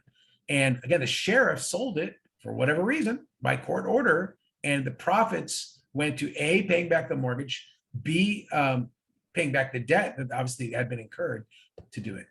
Vacant properties, again, be very careful with vacant properties. Again, you got to get proper access to tours. Lock boxes are a big deal. I just saw a building recently down the Village. Supposedly, we don't have any free apartments. This building had 40 lock boxes on the outside of the building. No, I'm not kidding. Again, stripping, this is the worst fear, is when you deal with a vacant property, you might be stripped on the inside. Again, discrimination in leasing, be very careful. Kind of goes both ways, but not really. It's kind of a one-way street. But there's an example of an ad I saw in Elmhurst, wonderful neighborhood, but the broker was really stupid. You know, she said, okay, big room, it's a sublet in a room, but in her thing, she said Filipino occupants only. Now that is, you can't put that in your ad. Got to think about it. In fairness, it is a shared, so it's a border rather than a separate apartment. But if that were on a separate apartment, that clause could get that broker to lose their license.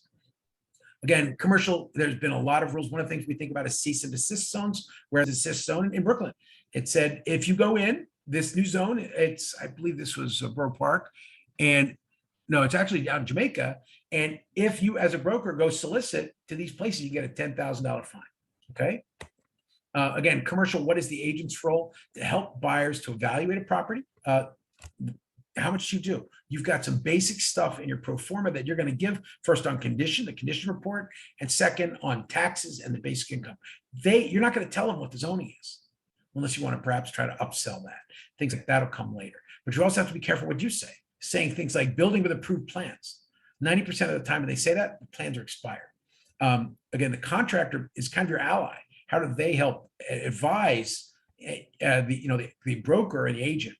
Build a network of friends. Contractors and tradesmen are very important. I tell you want to make a seller happy. In the process of selling, you get a broken pipe because nobody's in the house, and you can get a plumber over there to fix it. You're gold. I'm selling right now. The building super just died this weekend. That sucks. But I may have to step in to help the owner who's out in California to manage the building a little bit until we sell it. Again, marketing, investment properties, advertising, things to say and not say. We talked about Truth in Lending Act for the loans. That's for the brokers and the banks. But very similarly, you've got to be careful how you represent yourself. You don't represent yourself unless you are functioning to help the seller do the financing.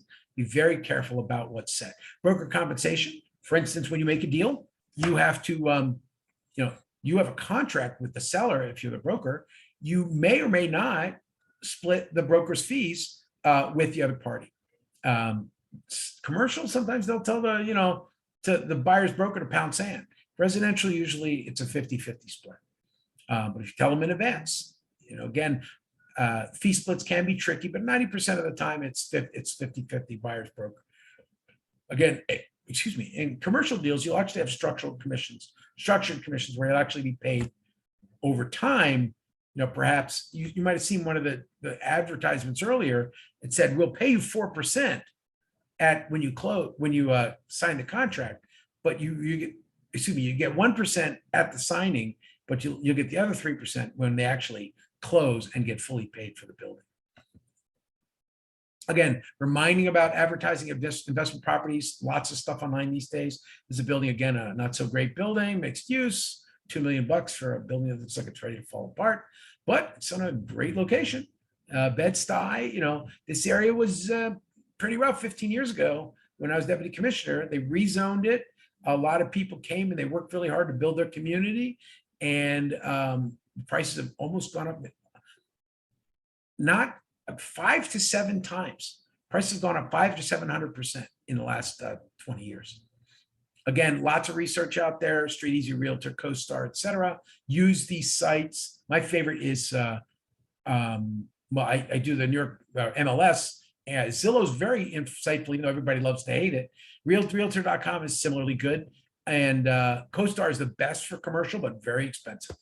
Again, investment properties, we think about some of the different listings. Here, there's an example of a CoStar listing where you're going online. This is a commercial space. We were looking at, getting this commercial space. And we're like, why the heck is it so cheap? This is at 42nd and 5th Avenue. It's insanely cheap. And then we found out it's because it's down in the cellar of the building. And it's like a little door here, but the rest of the space is in the cellar. Actually, somebody ended up taking it. Again, when you're advertising properties, we think about the different types: condo office, condo retail, condo hotel. Or often the parking is a condo, the shopping is a condo. I was just looking at a shopping condominium, 2 stories of the floor, and the rest was apartments. Again, highest and best use is what it's all about. This guy had an apartment listed. He was trying to make some money on it, but he wanted to raise $10 million so he could subdivide it. The building was being sold for 8. He thought he could get investors to put in 10, and then he would subdivide it, and they would get their money, and he would keep a big chunk for himself. It didn't happen, but I got to give the guy credit for trying. Again, lots of technology out there. Walkthroughs. I did a fun little walkthrough on my website for the High Line, and this was the day after it opened, so there was literally almost nobody up there. Again, broker compensation. We talk about the difference in residential where you get paid relatively immediately versus that commission split going out over a long period of time. Of course, as you said, marketing, I don't want to go too far into this, but again, money sounds good, but it gets split a lot of ways. A property sold at 6%, each $9,000 commission, $4,500 each broker, right? Minus, the brokerage fees. So the salesperson's got to pay brokerage fees. So now he's only down to $2,700. Salesperson then loses more money for employment taxes, et cetera. So he's actually making $1,300 if he sells the house. Good news, other people made some money too. Of course, split fees, the broker, is often paid by the buyer or the seller, whoever he signs on, occasionally both with informed consent. But distressed properties is another big deal today, starting to happen more and more as we may see a massive foreclosure wave, which I believe is going to happen in the next year. It'll be slower in New York City than the rest of the country, but it will come. Again, we think about the overall review of dealing with these old buildings. We getting professionals involved to study it, just like you might do a home inspector with a building engineer. Yes. Sorry, did you want to say something? Okay, quick, and again, we think about this.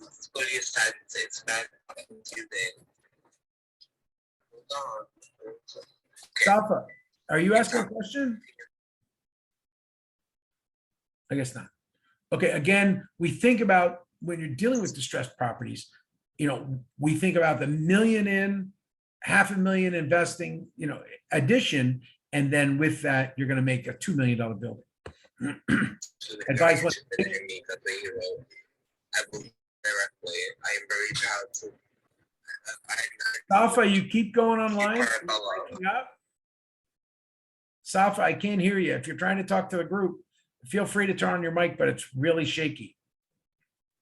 Okay, let's finish up.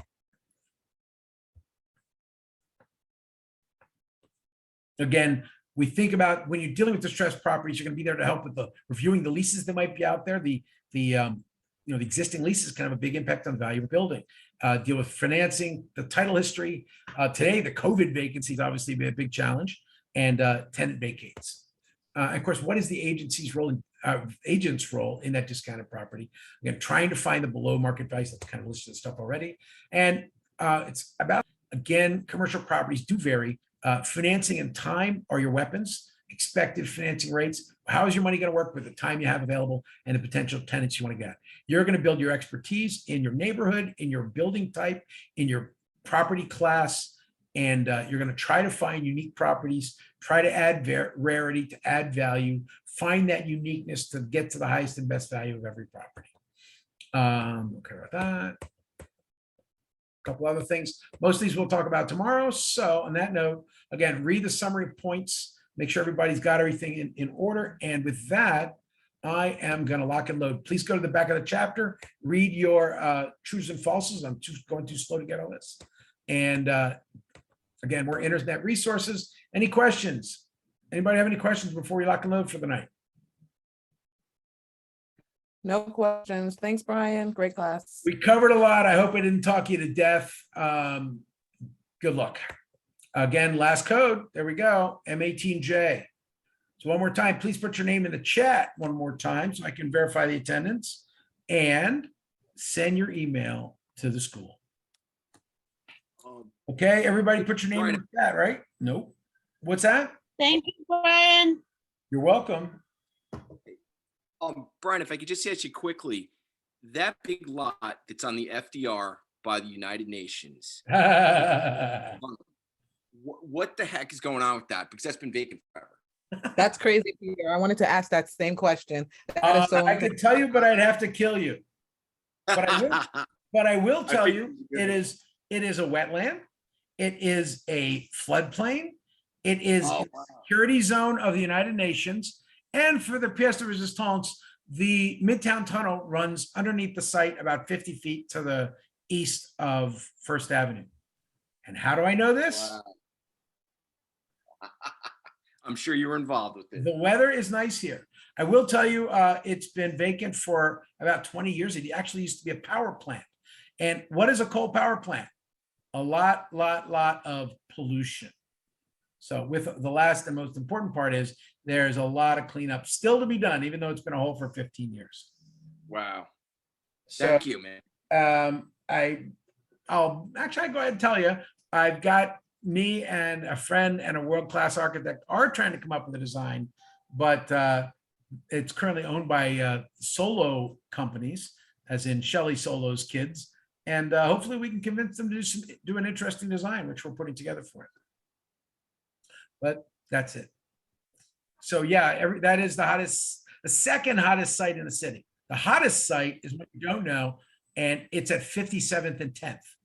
Because I sold the building at 57th and 10th to the owners of the rest of the entire block.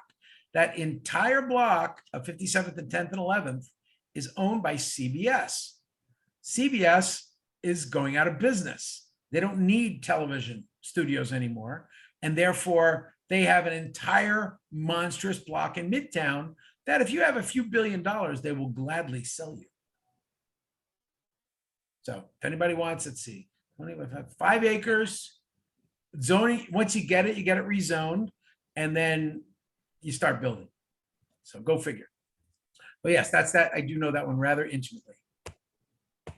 Okay, hey, that's it. I'm out of here. Thanks, man. Again, you guys got my email. Thanks again, Brian. If you didn't get my email, let me know. And why is this stupid thing doing that? Oh gosh. Sorry, it's getting to the end. Actually, I have a bunch of neat slides here, but we don't have time for them. So forget it. Okay, I'm out of here. Have a great night, everybody. Thanks, Brian. Be well.